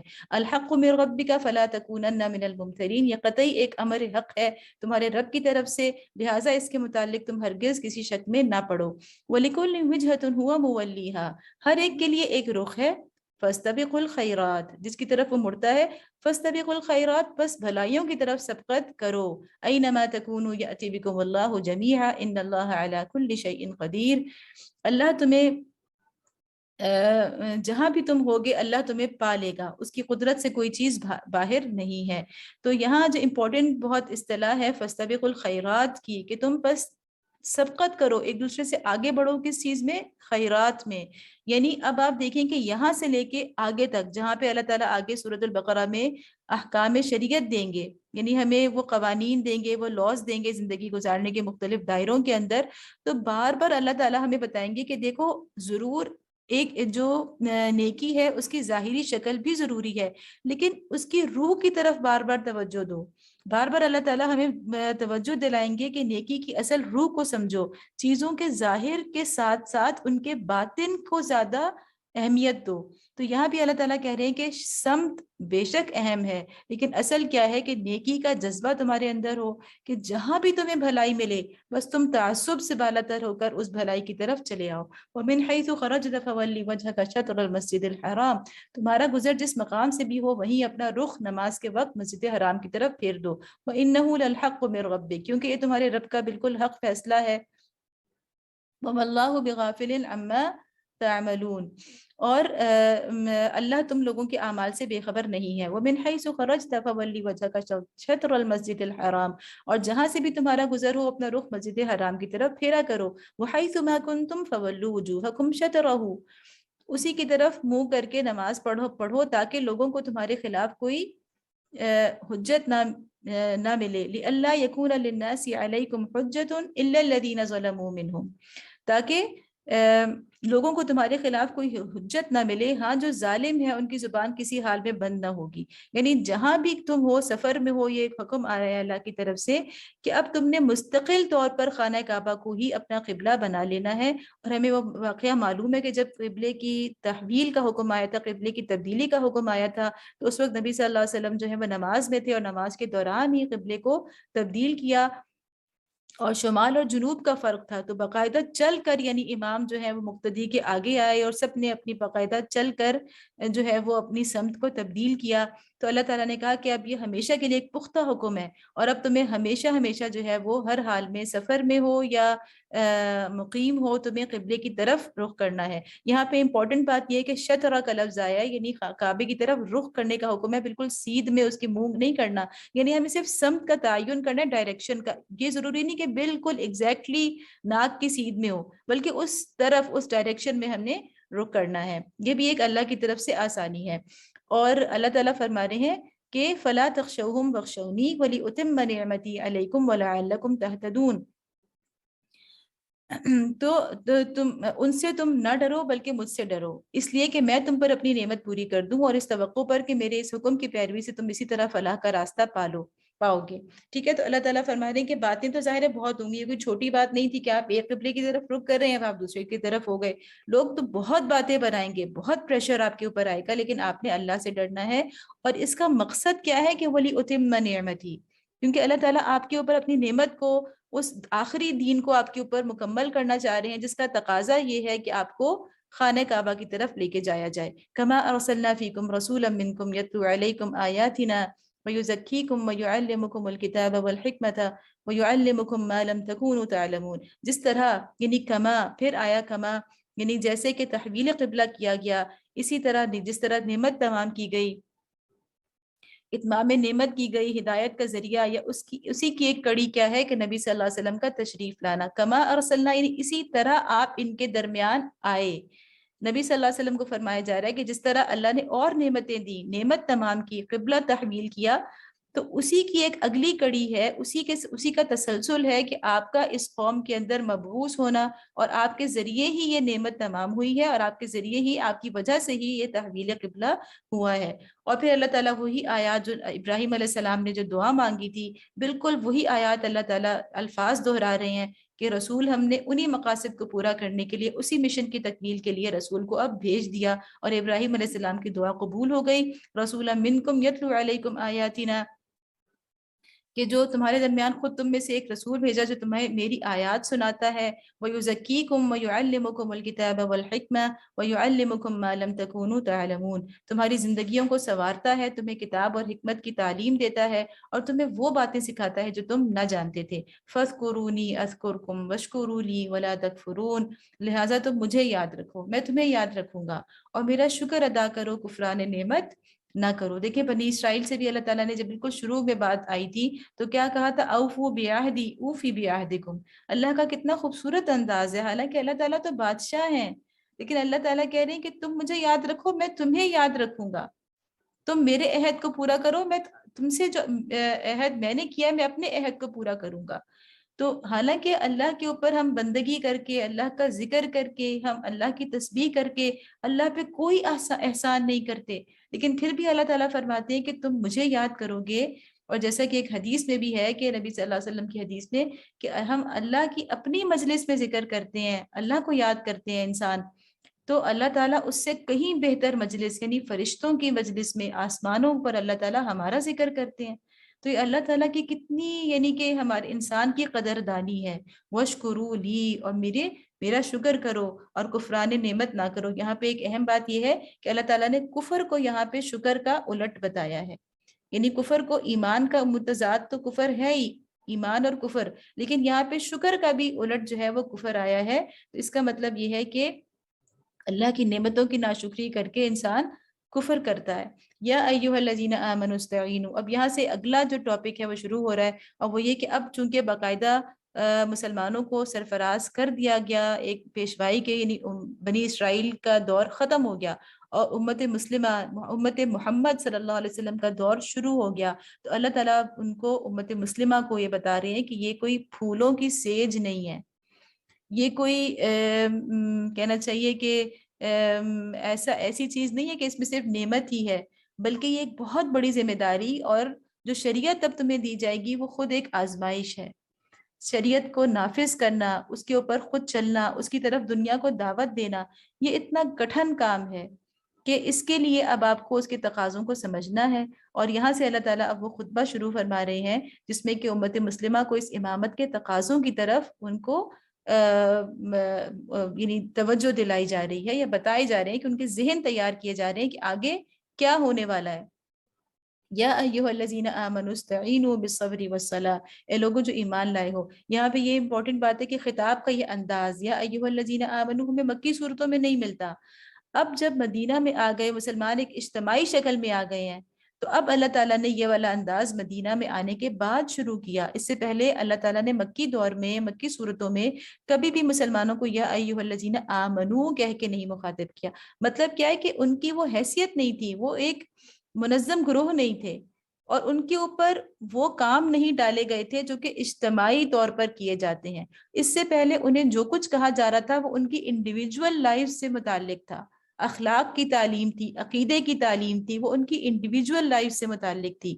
لیکن مدینہ میں آنے کے بعد جب انہیں ایک پوری ریاست اور ایک حکومت اور ایک آزادی اور اختیار مل گیا، اور ساتھ ہی اللہ تعالیٰ نے انہیں وہ شریعت دے دی، احکام کے نزول کا شروع ہو گیا سورۃ البقرہ کے ساتھ ہی، تو اللہ تعالیٰ نے اس وقت انہیں یا ایھا الذین آمنو کہہ کے مخاطب کیا. یعنی اب آپ کو کلیکٹیولی مخاطب کیا جائے گا. اب آپ نے آپ کے اندر ایک کلیکٹیو اپروچ ہونی چاہیے. ٹھیک ہے، اب وہ کام آپ کو دیے جائیں گے جو آپ کے اکیلے کرنے سے نہیں ہوں گے، بلکہ آپ کو ان کے لیے مل کر ہی جدوجہد کریں گے تو آپ ہوگی. تو ہم کہتے ہیں نا کہ اجتماعی شعور لوگوں کے اندر نہیں ہوتا، جس کی وجہ سے بہت سی چیزیں خراب ہوتی ہیں. تو یہاں سے ہمیں پتہ چلتا ہے کہ اللہ تعالیٰ کا ایک واضح جو فرق ہے مکی مدنی صورتوں کا. تو اب ہم ایک امت مسلمہ ہیں، اب ہم ایک اجتماعیت ہیں، ہمیں اجتماعی طور پر سوچنا ہے، ہمیں کلیکٹیولی سوچنا ہے، اور اپنے ان اجتماعی فرائض کے بارے میں بھی اسی طرح سے پریشان ہونا ہے جس طرح سے ہم اپنی ذاتی چیزوں کے لیے پریشان ہوتے ہیں. تو اللہ تعالیٰ بتا رہے ہیں کہ جو چیزیں آپ کے اوپر اجتماعی طور پر ڈالی گئی ہیں وہ اتنی مشکل ہیں کہ استعینوا بالصبر والصلاۃ. بالکل یہی چیز ہم پیچھے پڑا ہے کہ بنی اسرائیل کو بھی اللہ تعالیٰ نے یہی کہا تھا کہ تم لوگ مدد لو صبر اور نماز سے. اچھا، اس کے بعد اللہ تعالیٰ فرما رہے ہیں ان اللہ مع الصابرین، بے شک اللہ صبر کرنے والوں کے ساتھ ہے. ولا تقولوا لمن يقتل في سبيل الله اموات، جو لوگ اللہ کی راہ میں مارے جائیں. یعنی اب اشارہ ہو گیا، ابھی تک جہاد کا حکم نہیں آیا لیکن اللہ تعالیٰ نے اشارہ دے دیا کہ یقیناً اب تم اللہ کی راہ میں قتل کیے جاؤ گے. ٹھیک ہے، اب تم اللہ کی راہ میں قتل کیے جاؤ گے، تمہیں تلواریں نکالنی ہوں گی، تم مارو گے بھی اور تم مرو گے بھی. لیکن جو کوئی اللہ کے راہ میں مر جائے تو اس کو مردہ نہ کہو. ٹھیک ہے، اب یہاں پہ جو لفظ آیا کہ اموات، کیونکہ موت وہ چیز ہوتی ہے جس سے انسان کے اندر نا ایک مایوسی آتی ہے. تو اللہ نے کہا کہ وہ تو مرتے ہی نہیں ہیں، بل احیاء ولکن لا تشعرون، بلکہ جو لوگ اللہ کی راہ میں مر جائیں تو وہ حقیقت میں زندہ ہیں مگر تمہیں ان کی زندگی کا شعور نہیں ہوتا. یعنی وہ ایک ایسی زندگی میں چلے جاتے ہیں جس کا تم شعور، جس کو تم دیکھ نہیں سکتے، جس کو تم محسوس سمجھ نہیں سکتے. تمہارا جو ذہن کی سطح ہے وہ اتنی بلند نہیں ہے کہ تم اس کو سمجھ سکو، حالانکہ وہ زندہ ہوتے ہیں. وَلَنَبْلُوَنَّكُمْ، اب اللہ تعالیٰ باقاعدہ بتا رہے ہیں اور اس میں زور دے کے، یعنی اس آیت میں جو لام زبر آتا ہے وہ تاکید کے لیے آتا ہے، زور دینے کے لیے آتا ہے. تو اللہ تعالیٰ فرما رہے ہیں وَلَنَبْلُوَنَّكُمْ. اب دیکھیں پیچھے ابراہیم علیہ السلام کے بھی لیے آیا تھا کہ اللہ تعالیٰ نے ان کو ابتلا، یعنی ان کو آزمایا. اب ان کی جو امت ہے اس کے لیے بھی آ رہا ہے کہ وَلَنَبْلُوَنَّكُمْ، ہم ضرور تمہاری آزمائش کریں گے. کس چیز کے ذریعے سے؟ بِشَيْءٍ مِّنَ الْخَوْفِ وَالْجُوعِ وَنَقْصٍ مِّنَ الْأَمْوَالِ وَالْأَنفُسِ وَالثَّمَرَاتِ. ہر چیز میں، ہر پہلو سے زندگی کے تمام دائروں میں تمہارے اوپر آزمائش آئے گی. کوئی انسان کسی ایک طریقے سے آزمایا جائے گا تو کوئی دوسرے طریقے سے، اور کچھ آزمائشیں ایسی ہوں گی جو بطور امت تمہارے اوپر اجتماعی طور پر آئیں گی. ہم ضرور تمہیں خوف و خطر، فاقہ کشی، جان و مال کے نقصانات اور آمدنیوں کے گھاٹے میں مبتلا کر کے تمہاری آزمائش کریں گے. والذین اذا اصابتهم مصیبۃ قالوا انا للہ وانا الیہ راجعون. ان حالات میں جو لوگ صبر کریں اور جب کوئی مصیبت پڑے تو کہیں کہ ہم اللہ ہی کے ہیں اور اللہ ہی کی طرف ہمیں پلٹ کر جانا ہے. یعنی یہ ان کا عقیدہ ہے جو بالکل صاف اور واضح ہے، ہم تو اللہ کے ہیں، ہمارا جو کچھ ہے وہ اللہ کی طرف ہے اور ہمیں پلٹ کے بھی وہیں جانا ہے. جو کچھ ہم یہاں گنوائیں گے وہ ہمیں وہاں جانے پر مل جائے گا. جیسا کہ کل ہم نے پڑھا کہ کوئی چیز بھی ضائع نہیں ہوگی، اللہ کے پاس ہمیں واپس مل جائے گی. اولئک علیہم صلوات من ربہم ورحمہ واولئک هم المہتدون. اب دیکھیں مہتدون مستقل یہ آ رہا ہے، ہمیں کیا چاہیے؟ ہمیں تو ہدایت چاہیے نا. تو اللہ تعالیٰ کہہ رہے ہیں کہ ان آزمائشوں سے گزر کے، ان آزمائشوں پہ صبر کر کے، اور یہ آزمائشیں کون سی ہیں؟ اس میں امپورٹنٹ بات یہ کہ فی سبیل اللہ، وہ آزمائشیں جو اللہ کے راستے میں ہم پر آئیں، یعنی اللہ کی وجہ سے آئیں، اللہ کے دین کی وجہ سے ہم پر آئیں. ایک آزمائشیں وہ ہوتی ہیں جو بطور انسان ہر ایک کے اوپر آتی ہے، کافر کے اوپر بھی آتی ہے، مسلمان کے اوپر بھی آتی ہے. مثلاً بیماری ہے، تنگ دستی ہے، اور کوئی ایسی آزمائش ہے، موت ہے. لیکن یہ وہ آزمائش کی ذکر ہو رہا ہے جو اللہ کے دین کی وجہ سے ہمارے اوپر آتی ہے. تو اس کا مطلب ہے کہ اللہ تعالیٰ فرما رہے ہیں کہ وہی لوگ ہدایت یافتہ ہیں جو اللہ کے دین کی خاطر تکلیفیں اٹھائیں اور اپنے آپ کو آزمائشوں کے لیے تیار کریں. تو اللہ تعالیٰ فرما رہے ہیں کہ آزمائش کے ساتھ ہی کیا ہے؟ صلوات بھی ہے، رحمت بھی ہے اور ہدایت بھی ہے. کہ یہی چاہیے نا انسان کو، اگر آپ کو مصیبت میں آپ کو پتا ہو کہ اس میں اللہ کی رحمت میرے اوپر چھتری بن جائے گی اور اللہ کی عنایات میرے اوپر ایک چھتری بن جائیں گی اور میں ہدایت پر ہوں گا، تو پھر انشاءاللہ آزمائش پہ صبر کرنا آسان ہے۔ ان صفا والمروۃ من شعائر اللہ، یقیناً صفا اور مروہ اللہ کی نشانیوں میں سے ہیں۔ فمن حج البیت او اعتمر فلا جناح علیہ ان یطوف بہما، لہٰذا جو شخص بیت اللہ کا حج یا عمرہ کرے اس کے لیے کوئی گناہ کی بات نہیں کہ وہ ان دونوں پہاڑیوں کے درمیان سعی کر لے۔ وَمَن تَطَوَّعَ خَيْرًا فَإِنَّ اللَّهَ شَاكِرٌ عَلِيمٌ، اور جو برضا اور رغبت کوئی بھلا کام کرے گا اللہ کو اس کا علم ہے اور وہ اس کی قدر کرنے والا ہے۔ یہاں امپورٹنٹ کیا ہے؟ فلا جناح علیہ۔ اب یہاں پہ فلا جناح علیہ کا مطلب تو صرف یہ ہے کہ اس کا کوئی حرج نہیں کہ وہ طواف یعنی وہ سعی کرے صفا مروہ کے درمیان، لیکن ہمیں پتہ ہے کہ یہ حج کا ایک رکن ہے، یہ فرض ہے، یہ واجب ہے۔ یعنی اس سے پتہ چلتا ہے کہ قرآن کی تشریح جو ہے وہ نبی صلی اللہ علیہ وسلم ہی کرتے ہیں، حدیث کے بغیر قرآن کی تشریح نہیں ہو سکتی۔ قرآن کے بظاہر الفاظ ہمیں لگ رہے ہیں کہ اللہ تعالیٰ نے صرف اجازت دی ہے، لیکن اصل میں حدیث سے پتہ چلتا ہے، نبی صلی اللہ علیہ وسلم کے عمل سے پتہ چلتا ہے کہ یہ اس کا رکن ہے حج اور عمرے کا۔ ایک تو یہ بات، دوسرا یہ کہ اللہ تعالیٰ نے یہاں پر یہ کیوں کہا کہ جو چیز یعنی پس منظر ہوتا ہے آیات کا وہ بہت امپورٹنٹ ہوتا ہے۔ پس منظر اگر آپ کے بیک گراؤنڈ کہ کن حالات میں یہ کہا گیا وہ اس کو آپ الگ کر دیں تو پھر بھی آپ کو قرآن کے جو الفاظ ہیں ان کا آپ غلط مفہوم یعنی ہم لے لیں گے اور گمراہی کی طرف جانے کا امکان ہوگا، کہ جیسے اس میں لگ رہا ہے کہ صرف اجازت ہے، تو اس کا مطلب یہ ہے کہ چونکہ بعض قبائل خصوصاً مدینہ کے جو اوس اور خزرج تھے ان کے یہاں یہ تصور تھا کہ وہ صفا مروہ کے درمیان سعی کو برا سمجھتے تھے اور اس کو ایک طرح سے جاہلیت کی رسم سمجھتے تھے۔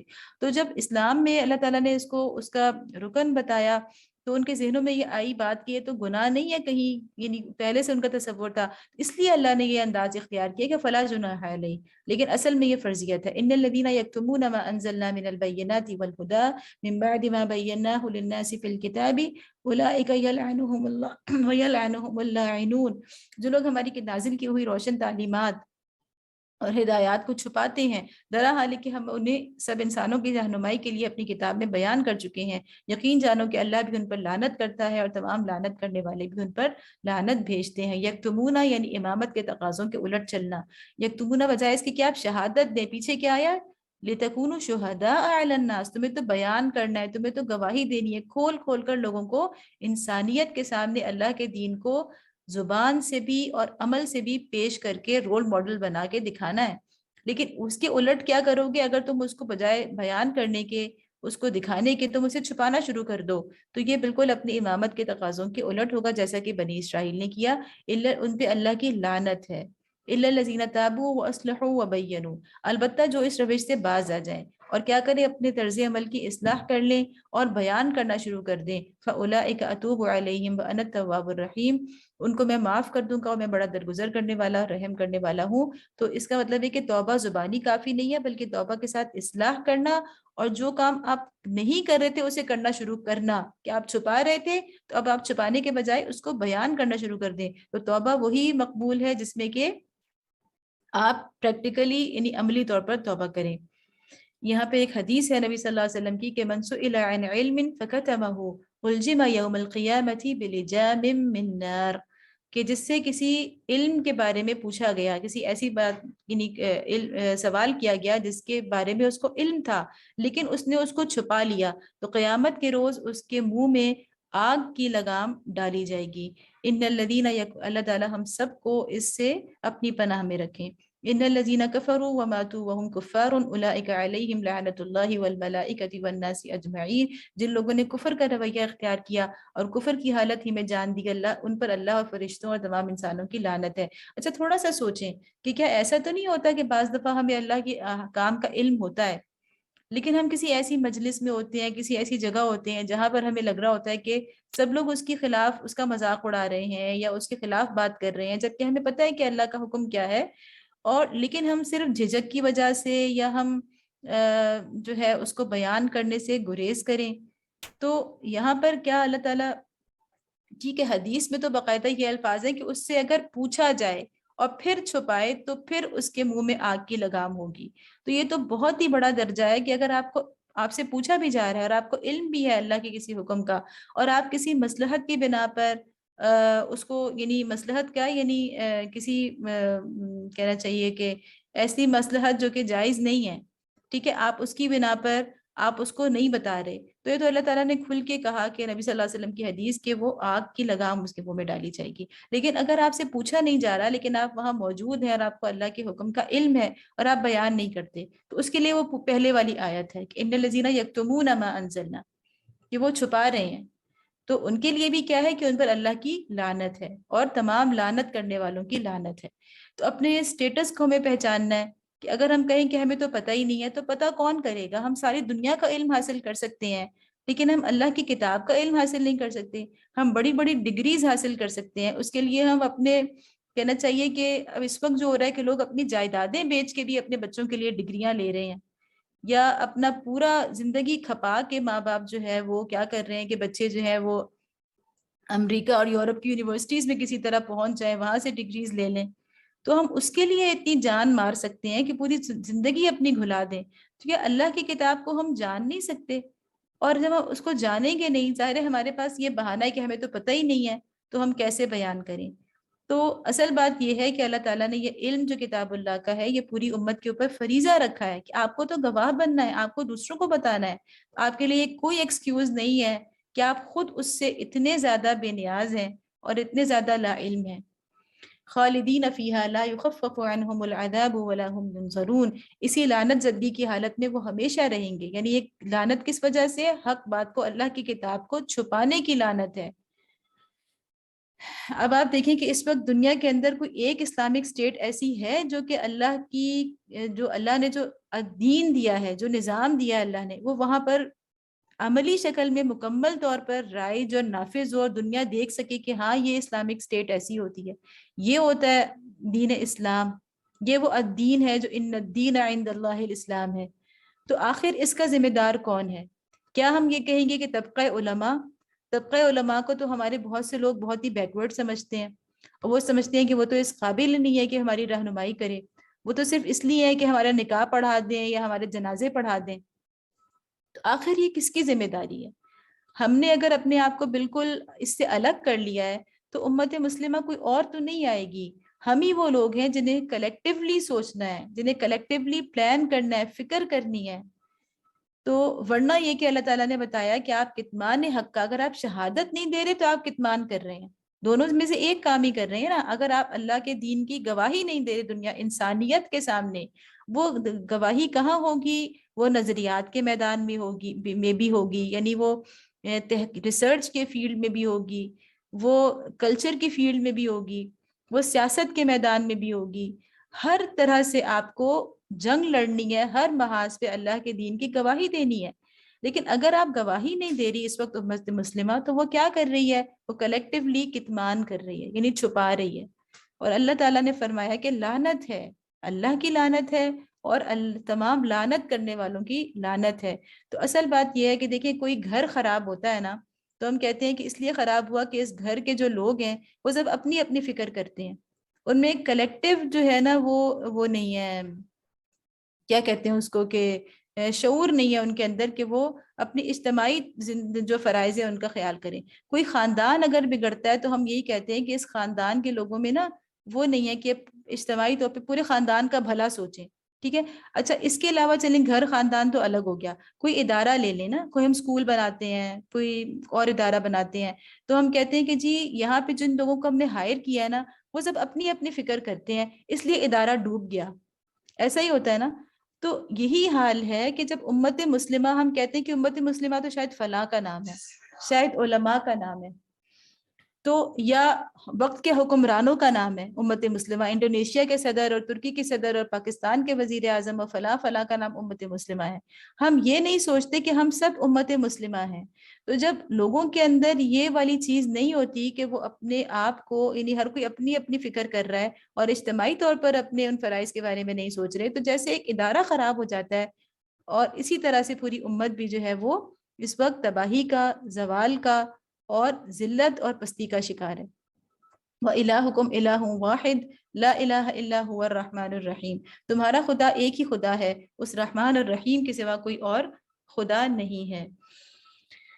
اچھا یہاں سے جو شروع ہو رہا ہے ٹاپک، بلکہ ابھی آگے شروع ہوگا، لیکن اس آیت کو یہاں یہ 2 آیات ہیں نا، اس کو بہت خوبصورت طور پہ یعنی ڈاکٹر اسرار کی مجھے ایک بات بڑی پیاری لگتی ہے کہ جو آگے آیت آ رہی ہے ان فی خلق السماوات، وہ اسے کہتے ہیں کہ یہ آیت الآیات ہے، یعنی یہاں پہ پھر اللہ تعالیٰ نے درمیان میں توحید کی طرف دعوت دی ہے، وَإِلَٰهُكُمْ إِلَٰهٌ وَاحِدٌ، تمہارا خدا ایک ہی خدا ہے، اور پھر اپنی صفت رحمان الرحیم کو اللہ تعالیٰ نے وہ کیا ہے۔ اس کے بعد اللہ تعالیٰ اگلی آیت نے اپنی الہ یعنی واحد الہ ہونے کے اوپر یعنی توحید کے وہ تمام دلائل اس آیت کے اندر آ گئے ہیں۔ اس آیت کو آپ کہہ سکتے ہیں کہ یہ توحید کے دلائل کی جامع ترین آیت ہے، ٹھیک ہے۔ سورۃ البقرہ کی آیت 164 یہ توحید کے دلائل، اللہ کے ایک ہونے کے اوپر جتنے دلائل ہو سکتے ہیں ان کی جامع آیت ہے، اور اسی لیے اس کو آیت الآیات بھی ڈاکٹر اسرار صاحب نے فرمایا۔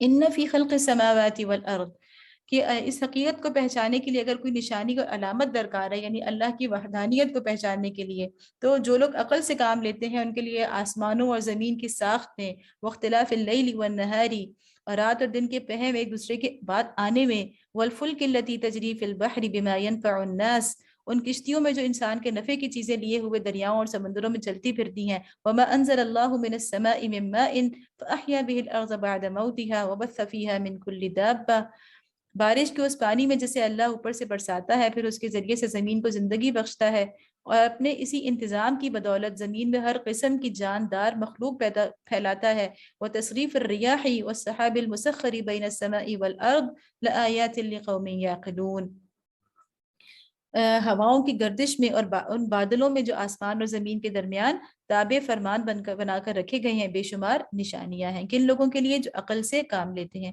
وَمِنَ النَّاسِ مَن يَتَّخِذُ مِن دُونِ اللَّهِ أَندَادًا يُحِبُّونَهُمْ كَحُبِّ اللَّهِ وَالَّذِينَ آمَنُوا أَشَدُّ حُبًّا لِلَّهِ وَلَوْ يَرَى الَّذِينَ ظَلَمُوا إِذْ يَرَوْنَ الْعَذَابَ أَنَّ الْقُوَّةَ لِلَّهِ جَمِيعًا وَأَنَّ اللَّهَ شَدِيدُ الْعَذَابِ، مگر وحدت خداوندی پر دلالت کرنے والے ان کھلے کھلے آثار کے ہوتے ہوئے بھی جو کچھ لوگ ایسے ہیں جو اللہ کے سوا دوسروں کو اس کا ہمسر اور مد مقابل بناتے ہیں، اور ان کے ایسے گرویدہ ہیں جیسے اللہ کے ساتھ گرویدگی ہونی چاہیے، ٹھیک ہے۔ یحبونہم کحب اللہ، کس کو؟ اللہ کے ساتھ جن لوگوں کو شریک کرتے ہیں، ٹھیک ہے، اللہ کے ساتھ بندگی میں، غلامی میں، اطاعت میں، فرما برداری میں، اور کہنا چاہیے کہ وفاداری میں، جن کو اللہ کے ساتھ شریک کرتے ہیں ان سے ایسی محبت کرتے ہیں جیسے کہ اللہ سے محبت ہونی چاہیے۔ والذین آمنوا اشد حبا للہ، حالانکہ ایمان رکھنے والے لوگ کیسے ہیں کہ ان کو اللہ سب سے بڑھ کر اللہ کو محبوب رکھتے ہیں۔ کاش جو کچھ عذاب کو سامنے دیکھ کر انہیں سوجنے والا ہے وہ آج ہی ان ظالموں کو سوج جائے کہ ساری طاقتیں اور سارے اختیارات اللہ ہی کے قبضے میں ہیں، اور یہ کہ اللہ سزا دینے میں بھی بہت سخت ہے۔ یہاں پہ کیا ہے؟ اشد حب للہ، کہ اللہ تعالیٰ نے کہا آزمائشیں آئیں گی، نئی امت کو پیشوائی کے مقام پہ کھڑا کیا اور اسے بتایا کہ تمہارے اوپر امتحان آئیں گے پے در پہ، اور یہ ایک مشکل کام ہے، لیکن اس کو کیا چیز آسان کرے گی؟ اشد حب للہ، یعنی آزمائش اور محبت کا جو آپس میں تعلق ہوتا ہے، کہ ماں جیسے بچے کے لیے قربانی دیتی ہے، وہ کیوں دیتی ہے؟ کہ اس کے اندر ایک شدید جذبہ محبت ہوتا ہے۔ تو اللہ کی محبت وہ چیز ہے جو ہمیں اللہ کے دین کی خاطر قربانیاں دینے میں ہمیں لذت دے گی، یعنی ہم چاہیں گے کہ ہم اللہ کے دین کے لیے اپنے آپ کو تھکائیں، اپنی جان، اپنا مال، اپنی اولاد سب لگا دیں اللہ کے دین کے لیے، کہ اللہ کا دین سرخرو ہو جائے، اس کا کلمہ بلند ہو جائے، اور اس دین کی جو گواہی ہے، جو شہادت ہے، وہ انسانیت کے اوپر قائم ہو جائے۔ اس کے لیے ہم اپنی اولاد کو وقف کرنے کا سوچیں گے، ہم اس کے لیے پلان کریں گے کہ اس کو ہم کس طرح سے اس قابل بنائیں اپنی اولاد کو کہ یہ اللہ کے دین کی شہادت بہتر انداز سے دے سکے۔ تو یہ ہماری دن رات کی فکر بن جائے گی، اور یہ ہمارا ایک غم بن جائے گا، اور اس غم کو ہمارے لیے کیا چیز نہ صرف آسان کرے گی بلکہ اس کو ہمارے لیے ایک پسندیدہ، ایک پیاری چیز بنا دے گی، وہ ہے اللہ کی محبت۔ استبرأ الذین اتبعوا من الذین اتبعوا ورأوا العذاب وتقطعت بهم الاسباب، جب وہ سزا دے گا اس وقت کیفیت یہ ہوگی کہ وہی پیشوا اور رہنما، یہ ہم صحیح جا رہے ہیں جی، ٹھیک ہے، جن کی دنیا میں پیروی کی گئی تھی اپنے پیرووں سے بے تعلقی ظاہر کریں گے، مگر سزا پا کر رہیں گے، اور ان کے سارے اسباب و وسائل کا سلسلہ کٹ جائے گا۔ یہاں پہ ہے اتبعو، اتبعو کا مطلب یہ ہے کہ جن لوگوں کی پیروی کی گئی، یعنی جو ان کے لیڈرز تھے، تو کیا ہوگا؟ قیامت کے روز کیا کیفیت ہوگی کہ جن ان کے پیشوا اور رہنما جن کی وہ پیروی کرتے تھے، وہ اس دن وہ جو لیڈرز تھے جن کو وہ فالو کرتے تھے، وہ اپنے فالوورز سے بے تعلقی کا اظہار کریں گے. ٹھیک ہے، وہ کہیں گے ہم نے تو آپ کی وجہ سے گمراہی اختیار کی، اور وہ کہیں گے کہ ہمارا آج تم سے کوئی تعلق نہیں ہے، مگر سزا پا کر رہیں گے اور ان کے سارے اسباب و وسائل کا سلسلہ کٹ جائے گا.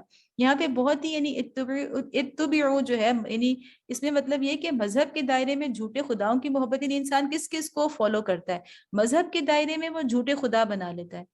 اور دنیا کے دائرے میں آج کل کیا ہو رہا ہے کہ لیڈرز کو یا مختلف لوگوں کو، شخصیات کو، ان کے یعنی فین فالوئنگ ہوتی ہے. ٹھیک ہے، تو یہ جو فالوئنگ ہوتی ہے نا، یہ مذہب کے دائرے میں بھی ہوتی ہے اور دنیا کے دائرے میں بھی ہوتی ہے. اور سچی بات یہ ہے کہ اگر ہم اپنے آج کل کے حالات کو دیکھیں تو یہ جو فین فالوئنگ ہے نا، یہ اتنی زیادہ خطرناک چیز ہے کہ اچھے بھلے عقل والے لوگ جو اپنے آپ کو سو کالڈ کہتے ہیں کہ ہم بڑے پڑھے لکھے ہیں، وہ بھی کیا ہوتا ہے کہ اس فین فالوئنگ کی وجہ سے بالکل عقل کے اوپر پردے پڑ جاتے ہیں. تو اللہ تعالیٰ ہمیں اس سے بچائیں. بار بار اللہ تعالیٰ ہمیں جس چیز کی طرف توجہ دلا رہے ہیں وہ عقل کا استعمال ہے، اور ایسے لیڈرز کی، ایسے لوگوں کی اندھی تقلید سے اللہ تعالیٰ بچنے کی بات کر رہے ہیں کہ اپنی عقل کو استعمال کرو اور کسی کی بھی اندھی تقلید نہ کرو، خواہ وہ دنیا میں کوئی تمہارا لیڈر ہو یا پھر یہ کہ وہ تمہارے آباء و اجداد ہوں. وقال الذین اتبعوا لو ان لنا کرۃ فنتبرأ منهم كما تبرؤوا منا. اور وہ لوگ جو دنیا میں ان کی پیروی کرتے تھے، جو فالوورز تھے، وہ کیا کہیں گے کہ کاش ہم کو پھر ایک موقع دیا جاتا تو جس طرح آج یہ ہم سے بیزاری ظاہر کر رہے ہیں ہم ان سے بیزار ہو کر دکھا دیتے. انہیں غصہ آئے گا کہ ہم نے آپ کے لیے اپنی دنیا برباد کی اور آج آپ ہم سے لا تعلق ہو رہے ہیں. كذلك يريهم الله اعمالهم حسرات عليهم. یوں اللہ ان لوگوں کے وہ اعمال جو دنیا میں کر رہے ہیں ان کے سامنے اس طرح لائے گا کہ یہ حسرتوں اور پشیمانیوں کے ساتھ ہاتھ ملتے رہیں گے. وما هم بخارجین من النار. مگر آگ سے نکلنے کی کوئی راہ نہ پائیں گے. یا ایھا الذین یا ایھا الناس. اب یہاں پہ نیا مضمون شروع ہو رہا ہے کہ باقاعدہ شرعی احکام، میں نے آپ کو بتایا تھا کہ شریعت جو ہوتی ہے وہ احکام کا مجموعہ ہوتی ہے، لاز ہوتے ہیں. ٹھیک ہے، زندگی گزارنے کے عملی طریقے، قوانین ہوتے ہیں، ان کو شریعت کہا جاتا ہے. تو یہاں سے اب امت مسلمہ، نئی امت مسلمہ کو اللہ تعالیٰ اب باقاعدہ زندگی گزارنے کے طریقے اور قوانین بتا رہے ہیں جو کہ اس سے پہلے مکی دور میں نہیں دیے گئے. اس کی بار بار میں نے وضاحت کر دی کہ کیوں نہیں دیے گئے. تو اللہ تعالیٰ سب سے پہلے کیا ہو رہا ہے کہ یا ایھا الناس کلوا مما فی الارض. لوگوں زمین میں جو حلال اور پاک چیزیں ہیں انہیں کھاؤ، حلالا طیبا ولا تتبعوا خطوات الشیطان انہ لکم عدو مبین. اور شیطان کے بتائے ہوئے راستوں پر نہ چلو، وہ تمہارا کھلا دشمن ہے. یہاں سے پتہ چلتا ہے کہ تھوڑا سا اگر آپ غور کریں، انما یأمرکم بالسوء والفحشاء وان تقولوا علی اللہ ما لا تعلمون. وہ شیطان جو ہے وہ تمہیں بدی اور فحش کا حکم دیتا ہے اور یہ سکھاتا ہے کہ تم اللہ کے نام پر وہ باتیں کہو جن کے متعلق تمہیں علم نہیں ہے کہ وہ اللہ نے فرمائی ہیں. یعنی تم اپنے آپ سے گھڑ لو کہ یہ اللہ نے کہا یا یہ قانون ہونا چاہیے، بلکہ یہ شیطان تمہیں کہتا ہے کہ تم خود سے قوانین وضع کرو. اچھا، یہاں پہ تھوڑا سا آپ غور کریں کہ کلو ولا تتبعوا خطوات شیطان، کی کھاؤ اور شیطان کی پیروی نہ کرو. آپ کو کچھ لگ رہا ہے کہ آدم علیہ السلام کے قصے سے مماثلت ہے؟ اللہ تعالیٰ نے وہاں کیا کیا تھا؟ ان کو جو پہلا حکم دیا تھا وہ کیا تھا کہ سب کچھ کھاؤ، لیکن یعنی اس درخت کے پاس نہ جانا، اس کا پھل نہ چکھنا. یعنی کھانے پینے سے ہی وہاں بھی اللہ تعالیٰ نے سب سے پہلا جو حکم دیا تھا وہ کھانے پینے سے متعلق تھا. دوسری بات یہ اللہ تعالیٰ نے کہی تھی کہ سب کچھ کھاؤ، صرف ایک چیز سے منع کیا تھا. یہاں بھی یہی ہو رہا ہے کہ سب کچھ کھاؤ لیکن چند چیزیں جو ہیں وہ ان کو حرام کیا گیا ہے. اور یہاں بھی بات جو شروع ہو رہی ہے وہ کھانے پینے کے معاملات سے ہی شروع ہو رہی ہے. اور پھر یہ کہ وَلَا تَتَّبِعُوا خُطُوَاتِ الشَّيْطَانِ، وہاں بھی شیطان نے ہی بہکایا تھا، یہاں بھی اللہ تعالیٰ کہہ رہے ہیں کہ شیطان کی پیروی نہ کرو. اور پھر اللہ تعالیٰ فرما رہے ہیں کہ شیطان کیا کرتا ہے کہ تمہیں برائی اور بے حیائی کے کام سکھاتا ہے. یعنی شیطان کے سب سے بنیادی ہتھ کنڈے کیا ہوتے ہیں کہ جن چیزوں کو جو کھلی برائی ہے اس کو وہ اچھائی بنا کر پیش کرتا ہے. سو کیا ہوتی ہے؟ کھلی برائی. اور فحشا کیا ہوتا ہے؟ بے حیائی. تو شیطان کی یہ دو چیزیں ہیں کہ جن چیزوں کو ہمیشہ سے انسان کی عقل برا سمجھتی رہی ہے وہ اسے اچھا کر کے دکھا دیتا ہے، وہ اسے آپ کے لیے خوشنما بنا دیتا ہے. اسی طرح وہ فحش چیزوں کو انسان کو بے حیا کرنے کی طرف لے کر جاتا ہے کسی نہ کسی انداز سے. کبھی ہم اس کے لیے مطلب کوئی سمجھیں کہ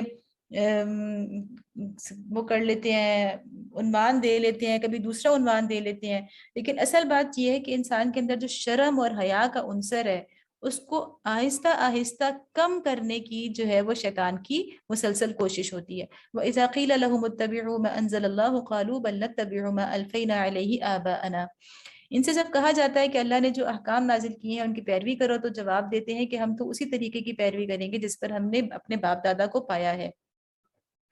اولو کان آباؤہم لا یعقلون شیئا ولا یہتدون. اچھا اگر ان کے باپ دادا نے عقل سے کچھ بھی کام نہ لیا ہو اور راہ راست نہ پائی ہو تو کیا پھر بھی یہ انہی کی پیروی کیے چلے جائیں گے؟ تو یہاں بھی اللہ تعالیٰ کیا فرمانے، آباءنا، یعنی اصل میں جو اپنے باپ دادا کی پیروی ہے بڑی رکاوٹ ہے اللہ کی شریعت کی اطاعت میں. یہ بھی اندھی تقلید ہے، خواہ وہ لیڈرز کی ہو خواہ وہ اپنے باپ دادا کی ہو. مطلب یہ کہ آپ نے عقل سے کام لینا ہے. وَمَثَلُ الَّذِينَ كَفَرُوا كَمَثَلِ الَّذِي يَنْعِقُ بِمَا لَا يَسْمَعُ إِلَّا دُعَاءً وَنِدَاءً صُمٌّ بُكْمٌ عُمْيٌ فَهُمْ لَا يَعْقِلُونَ. یہ لوگ جنہوں نے خدا کے بتائے ہوئے طریقے پر چلنے سے انکار کر دیا ہے، ان کی حالت بالکل ایسی ہے جیسے چرواہا جانوروں کو پکارتا ہے اور وہ ہانک پکار کے صدا کے سوا کچھ نہیں سنتے. یہ بہرے ہیں، گونگے ہیں، اندھے ہیں، اس لیے کوئی بات ان کی سمجھ میں نہیں آتی. نہیں، بار بار اللہ تعالیٰ ہمیں کہہ رہے ہیں اپنی عقل کا استعمال کرو، اپنے دماغوں کو بند نہ کرو.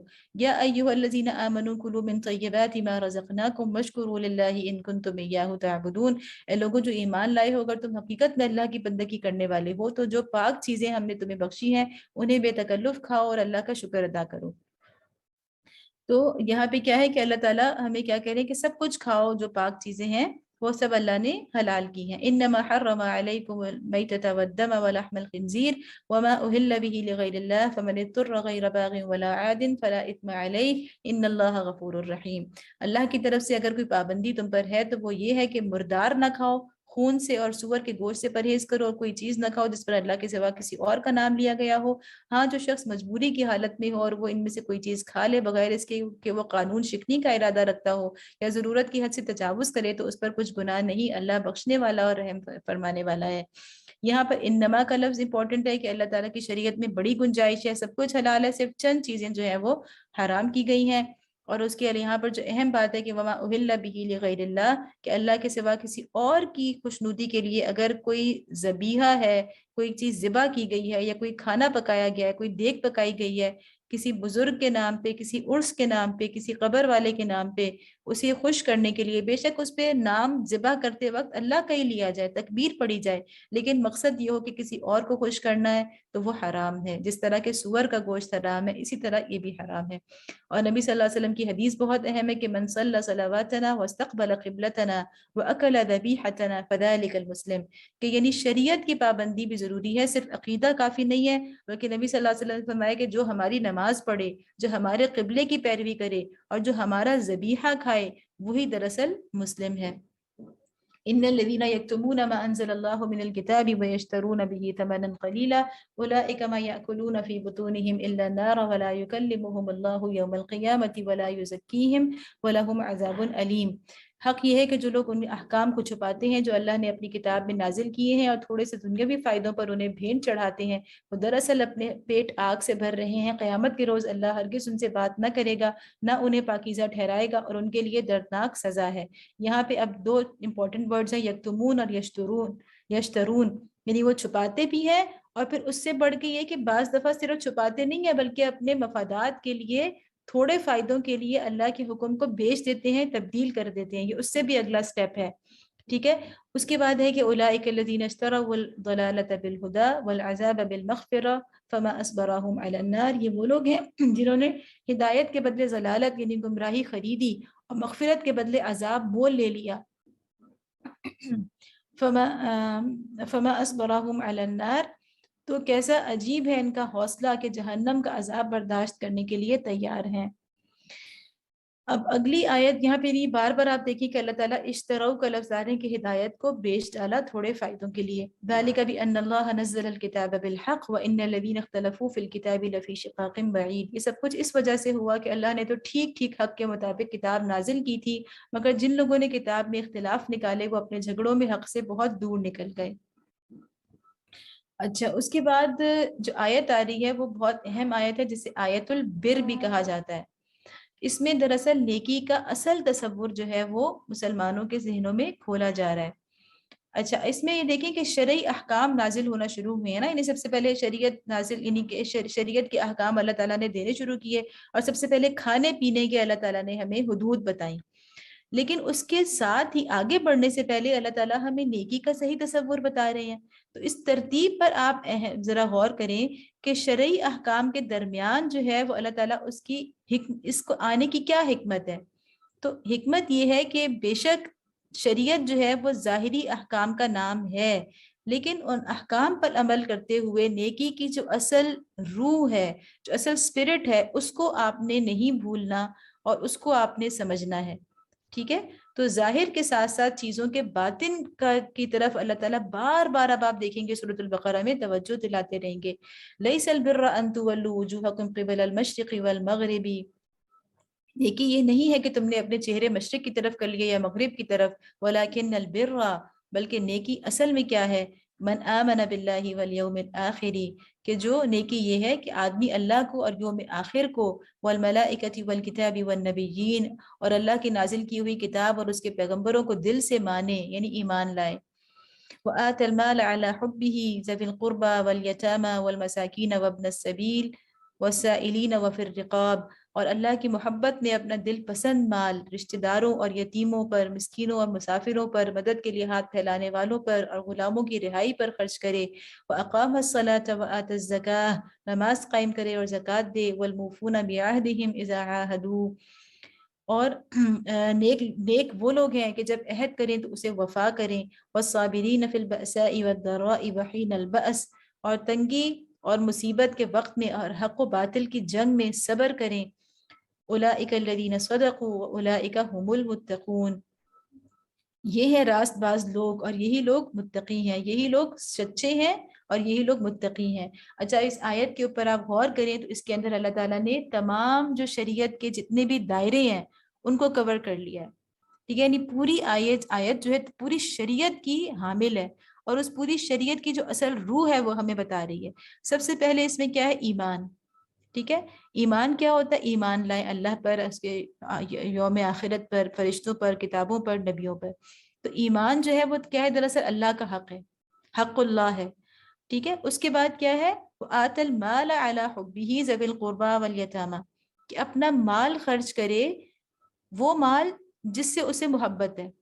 یا پھر اس کا مطلب یہ ہو سکتا ہے کہ اللہ کی محبت کی وجہ سے اپنا مال خرچ کرے.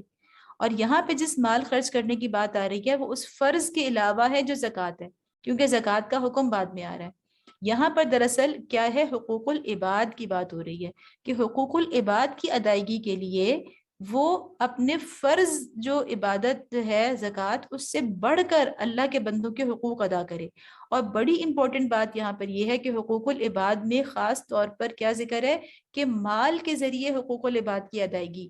یعنی ایک حقوق العباد کی ادائیگی ہوتی ہے نا کہ آپ لوگوں سے اچھی طرح ہنس بول کے ملیں یا ان کی جسم سے ہاتھ پیر سے خدمت کریں، وہ بھی بڑی امپورٹنٹ ہے. لیکن سب سے بڑا جو حقوق العباد کا جو ایسپیکٹ ہے وہ کیا ہے؟ مال کے ذریعے حقوق العباد کی ادائیگی. لوگوں کے اوپر مال خرچ کرو. اور اس میں پھر اللہ تعالیٰ نے ترتیب کیا بتا دی کہ سب سے پہلے جو ہے وہ آپ کے رشتہ دار ہیں، اس کے بعد جو ہے وہ یتیم، مسکین اور مسافر، اور جو آپ کے پاس جو یعنی جو مانگنے والے ہیں، جو سائل ہیں، جو آپ کے آگے ہاتھ پھیلاتے ہیں، اور اس کے علاوہ قرض دار ہیں یا جو غلام ہیں، وہ سب وفر رقاب کے اندر آ جاتے ہیں.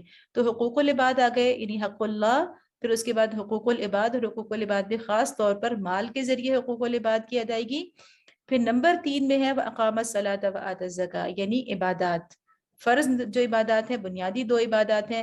تو جو بدنی عبادات ہیں وہ اس کی جامع ہے نماز، بدنی عبادات یعنی جسم سے جو ہم کرتے ہیں. اور جو مالی عبادات کی جامع ہے وہ ہے زکوٰۃ. تو بدنی اور مالی دونوں عبادات کا ذکر ہو گیا. یعنی پوری چیز تو نہیں آ رہی یہاں پہ، ہر چیز میں سے اللہ تعالیٰ یعنی شریعت کے تمام پہلوؤں میں سے اللہ تعالیٰ جو بنیادی چیزیں ہیں ان کا ذکر کر کے باقی تمام چیزوں کی طرف اشارہ کر رہے ہیں. وَالْمُوفُونَ بِعَهْدِهِمْ إِذَا عَاهَدُوا. اب یہ معاملات کیا ہوتے ہیں؟ لین دین، عہد و پیمان، جو انسان آپس میں ایک دوسرے انسان سے یا مختلف آرگنائزیشنز جو ہیں دوسری آرگنائزیشنز کے ساتھ، یا ایک ملک دوسرے ملک کے ساتھ مختلف معاہدات کرتا ہے.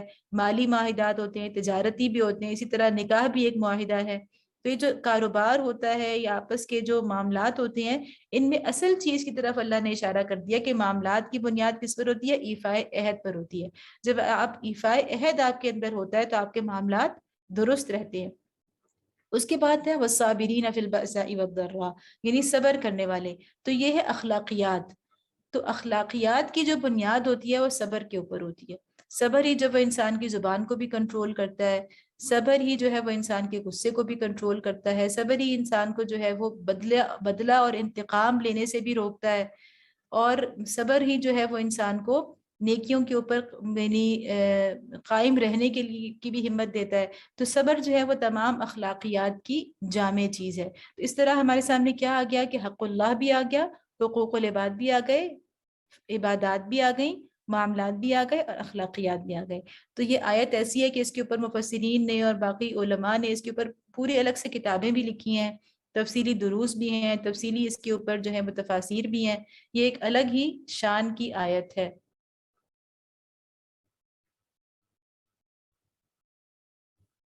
میرا کیا ہو جاتا ہے، پھر سے ہینگ ہو گیا ہے.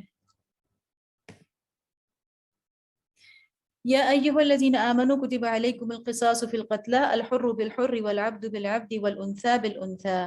اے لوگوں جو ایمان لائے ہو، تمہارے لیے قتل کے مقدموں میں قصاص کا حکم لکھ دیا گیا ہے. آزاد آدمی نے قتل کیا ہو تو اس آزادی سے بدلہ لیا جائے، غلام قاتل ہو تو وہ غلام ہی قتل کیا جائے، اور عورت اس جرم کی مرتکب ہو تو اس عورت ہی سے قصاص لیا جائے. فمن عفی له من اخیہ شیء فاتباع بالمعروف واداء الیہ باحسان. ہاں اگر کسی قاتل کے ساتھ اس کا بھائی کچھ نرمی کرنے کے لیے تیار ہو تو معروف طریقے کے مطابق خون بہا کا تصفیہ ہونا چاہیے، اور قاتل کو لازم ہے کہ راستی کے ساتھ خون بہا ادا کر دے. ذالک تخفیف من ربکم ورحمہ فمن اعتدی بعد ذالک فلہ عذاب علیم. یہ تمہارے رب کی طرف سے تخفیف ہے اور رحمت ہے، اس پر بھی جو زیادتی کرے اس کے لیے دردناک سزا ہے. یہاں پر اگلا حکم آ رہا ہے قصاص کا. یعنی اب یہ کیا ہے کہ اللہ تعالیٰ باقاعدہ شرعی قوانین، اب پہلے ہمیں کھانے پینے کے معاملات اللہ نے بتائے، اس میں ہمیں اللہ تعالیٰ نے قوانین بتائے، اور یہاں پہ اللہ تعالیٰ ہمیں اب عدالتی، ٹھیک ہے، جو نظام ہے اس کو چلانے کے لیے جو بنیادی چیز ہے قصاص، یعنی قتل یا کوئی کسی کو زخمی کرتا ہے تو اس کا بھی قصاص ہوتا ہے، لیکن یہاں پہ اللہ تعالیٰ قتل کا جو قصاص ہے اس کا ذکر کر رہے ہیں. تو ظاہر ہے جتنے بھی جرائم ہیں یا کرائمز ہیں، جو کرائمز میں سب سے بڑا کیا ہے؟ قتل کرنا، جان لینا کسی انسان کی. تو سب سے پہلے وہیں سے بات شروع ہو رہی ہے کہ قصاص کا حکم بیان ہو رہا ہے. اللہ تعالیٰ فرما رہے ہیں کہ قصاص کا تصور کیا ہے کہ جو قاتل ہے اسی کو بدلے میں قتل کیا جائے گا. جیسا کہ جاہلیت میں تھا، یہ ابھی بھی ہے کہ بعض لوگ یعنی اگر کسی بہت مالدار شخص نے کسی غریب کو قتل کیا ہے تو وہ سمجھتے ہیں کہ یہ تو عام آدمی تھا، اس کے مقابلے میں اب اتنے بڑے آدمی کو تو ہم قتل نہیں کر سکتے، تو چلو ہم ان کے خاندان کے کسی ہلکے پھلکے آدمی کو، کسی ایسی کمزور اور عاجز آدمی کو قتل کر دیتے ہیں. تو یہ تصور جو ہے وہ ہمیشہ سے دنیا میں رہا ہے، اور آج بڑے سویلائزڈ معاشروں کے اندر بھی یہ تصور کسی نہ کسی شکل میں رائج ہے. تو اللہ تعالیٰ نے کہا قصاص یہ ہے کہ بدلے میں قاتل ہی قتل کیا جائے گا. البتہ اس میں ایک آسانی رکھی گئی ہے کہ اگر وہ راضی ہو جائیں مقتول کے جو وہ رسا ہیں تو آپ فدیہ یعنی دیت جسے کہا جاتا ہے وہ لے کر تو تصفیہ کر سکتے ہیں، لیکن اس میں بھی زیادتی نہیں کرنی چاہیے. وَلَكُمْ فِي الْقِصَاصِ حَيَاةٌ يَا أُولِي الْأَلْبَابِ لَعَلَّكُمْ تَتَّقُونَ. عقل و خرد رکھنے والوں، تمہارے لیے قصاص میں زندگی ہے، امید ہے کہ تم اس قانون کی خلاف ورزی سے پرہیز کرو گے. قصاص کو اللہ نے حیات کہا، حالانکہ قصاص کا مطلب ہے بدلے میں جان لینا، لیکن جان لینے کو اللہ تعالیٰ زندگی کہہ رہے ہیں، کیونکہ آپ ایک کی جان لے کر بہت سو کی جان کو خطرے سے نکال لیتے ہیں. کتب علیکم اذا حضر احدکم الموت ان ترک خیرا الوصیۃ للوالدین والاقربین بالمعروف حقا علی المتقین. تم پر فرض کیا گیا ہے کہ جب تم میں سے کسی کی موت کا وقت آئے اور وہ اپنے پیچھے مال چھوڑ رہا ہو تو والدین اور رشتہ داروں کے لیے معروف طریقے سے وصیت کرے کہ حق ہے متقی لوگوں پر. اب یہ آیت پہلے نازل ہوئی تھی اور یہ ایک ناسخ اور منسوخ کی ایک مثال ہے کہ اس کے بعد اللہ تعالیٰ نے سورۃ النساء میں باقاعدہ تمام ورثاء کے حق، ان کا جو حصے ہیں وہ مقرر کر دیے. تو اب یہ آیت پوری طرح منسوخ نہیں ہوئی ایک اعتبار سے، بلکہ اس کا کچھ حصہ، یعنی اس میں جو یہ والا حصہ ہے کہ حقاً علی المتقین، متقیوں پر اب بھی ایک حق ہے وصیت جو ہے معروف طریقے سے کرنا، بالمعروف حقاً علی المتقین، معروف طریقے سے وصیت کرنا اب بھی پوری طرح منسوخ نہیں ہے، بلکہ اللہ نے کہا کہ متقی کا حق ہے کہ وہ وصیت کرے. یعنی بعض لوگوں نے ایسا سمجھ لیا ہے کہ چونکہ اللہ تعالیٰ نے حصے مقرر کر دیے تو اب وصیت کرنا جو ہے بالکل ایک اس کو سمجھیں کہ ایک بے معنی سی چیز لے لی جاتی ہے کہ اس کی کوئی امپورٹنس نہیں ہے. حالانکہ اس آیت کی روح سے وصیت ایک اچھی چیز ہے اور متقی لوگوں کا شیوا ہے. ٹھیک ہے. البتہ وہ والی آیات سورۃ النساء میں جو اللہ تعالیٰ نے حصے مقرر کر دیے اس کے بعد اس آیت کا جو دائرہ ہے وہ محدود ہو گیا ہے. یعنی پہلے یہ سارے مال کے لیے تھی تو یہ پوری طرح یہ آیت منسوخ نہیں ہوئی بلکہ یہ مال کے 1/3 تک محدود ہو گئی. اور یہ ہمیں کیسے پتا چلا کہ جب بعد کی آیات آئیں تو نبی صلی اللہ علیہ وسلم نے اس کی وضاحت کی کہ اب یہ وصیت جو ہے اس کے 2 اصول ہیں. پہلا اصول یہ ہے کہ لا وصیت لوارث. پہلا اصول یہ کہ وارث یعنی جن کے لیے اللہ نے حصہ مقرر کر دیا ان کے لیے وصیت نہیں ہوگی. اور دوسرا اصول یہ ہے کہ وصیت کل مال کے بجائے 1/3 مال کے لیے ہوگی. لیکن وصیت کرنا بذات خود ایک اچھا عمل ہے, ایک نیکی کا عمل ہے. فمن بدله بعدما سمعه فانما اثمه على الذين يبدلونه ان الله سميع عليم. پھر جنہوں نے وصیت سنی اور بعد میں اسے بدل ڈالا تو اس کا گناہ ان بدلنے والوں پر ہوگا. اللہ سب کچھ سنتا اور جانتا ہے. وصیت کو بدلنا بہت بڑا گناہ ہے. فمن خاف من موص جنفا او اثما فاصلح بينهم فلا اثم عليه ان الله غفور رحیم. البتہ جس کو یہ اندیشہ ہو کہ وصیت کرنے والے نے نادانستہ یا قصداً حق تلفی کی ہے اور پھر معاملے اس سے تعلق رکھنے والوں کے درمیان وہ اصلاح کرے تو اس پر کچھ گناہ نہیں ہے. اللہ بخشنے والا رحم فرمانے والا ہے. یعنی جو شخص دنیا سے گیا وصیت کر کے, ہو سکتا ہے اس کو علم نہ ہو یا جہالت کی بنا پہ کسی اور وجہ سے اس سے غلطی ہو گئی, اس نے وصیت ایسی کی جس سے کسی وارث کا حق مارا جا رہا ہے, تو اب بعد میں یا پھر اس نے جان بوجھ کر کسی وارث کو حق سے محروم کرنے کے لیے یا زیادتی کرنے کے لیے اس نے کسی کو حق سے زیادہ دینے کے لیے اس نے وصیت کر دی, تو اب کیا ہے کہ اب جو پیچھے جو لوگ ہیں ان کا یہ حق بنتا ہے کہ اس میں اصلاح کر دیں تاکہ وہ شخص جو ہے جو وصیت کر کے گیا ہے وہ اپنے اس گناہ سے امید ہے کہ اللہ تعالیٰ اس کو بچا لیں. یا ایھا الذین آمنوا کتب علیکم الصیام کما کتب علی الذین من قبلکم لعلکم تتقون. اے لوگوں جو ایمان لائے ہو تم پر روزے فرض کر دیے گئے جس طرح تم سے پہلے انبیاء کے پیرووں پر فرض کیے گئے تھے. اب آپ دیکھیں کہ شریعت کے تمام دائروں کو ٹچ کیا جا رہا ہے. پہلے کھانے پینے کے, پھر اس کے بعد عدالتی نظام یعنی جو جرائم ہیں ان کے حوالے سے قصاص کا حکم آیا. اب عبادات کے بارے میں ہمیں شرعی احکام دیے جا رہے ہیں جس میں سے ایک اہم چیز ہے روزے کی فرضیت. اس سے پہلے یعنی یہ 2 ہجری میں یہ جو آیات نازل ہو رہی ہیں اس سے پہلے مسلمانوں کے اوپر روزہ باقاعدہ فرض نہیں تھا. اگرچہ نبی صلی اللہ علیہ وسلم 3 دن کے روزے رکھا کرتے تھے اور تاکید بھی کرتے تھے لیکن وہ فرض نہیں تھے. تو اب اللہ تعالیٰ کی چیزیں اتنے عرصے کے بعد, یعنی آپ سوچیں کہ جو لوگ 13, 14, 15 سال سے مسلمان تھے, ٹھیک ہے, اور اس وقت تک ان کے اوپر یہ ساری چیزیں اس طرح سے فرض نہیں تھیں, تو اس کی کیا حکمتیں ہیں کہ اللہ تعالیٰ نے آہستہ آہستہ یہ بار امانت ان کے اوپر ڈالا ہے. اللہ تعالیٰ فرما رہے ہیں کہ تم پر روزے فرض کیے گئے, اور روزے کا اصل مقصد اللہ تعالیٰ کیا بتا رہے ہیں کہ لعلکم تتقون, کہ تقویٰ تمہارے اندر پیدا ہو.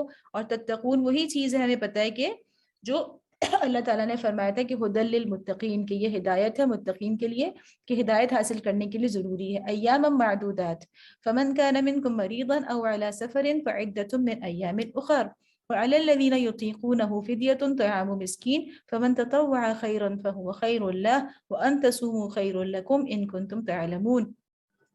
چند مقرر دنوں کے روزے ہیں. اگر تم میں سے کوئی بیمار ہو, یعنی رمضان کے دن مراد ہیں, اگر تم میں سے کوئی بیمار ہو یا سفر پر ہو تو دوسرے دنوں میں اتنی ہی تعداد پوری کر لے. اور جو لوگ روزہ رکھنے کی قدرت رکھتے ہوں پھر نہ رکھیں تو وہ فدیہ دیں. ایک روزے کا فدیہ ایک مسکین کو کھانا کھلانا ہے, اور جو اپنی خوشی سے کچھ زیادہ بھلائی کرے تو یہ اسی کے لیے بہتر ہے. لیکن اگر تم سمجھو تو تمہارے حق میں اچھا یہی ہے کہ روزہ رکھو. یہاں پہ اللہ تعالیٰ آپ کیا کرے, وہ ان تصوموا خیر لکم, یعنی تمہارے لیے بہتر ہے کہ روزہ رکھو. اس کا مطلب ہے کہ ابھی روزہ فرض نہیں ہوا, ٹھیک ہے.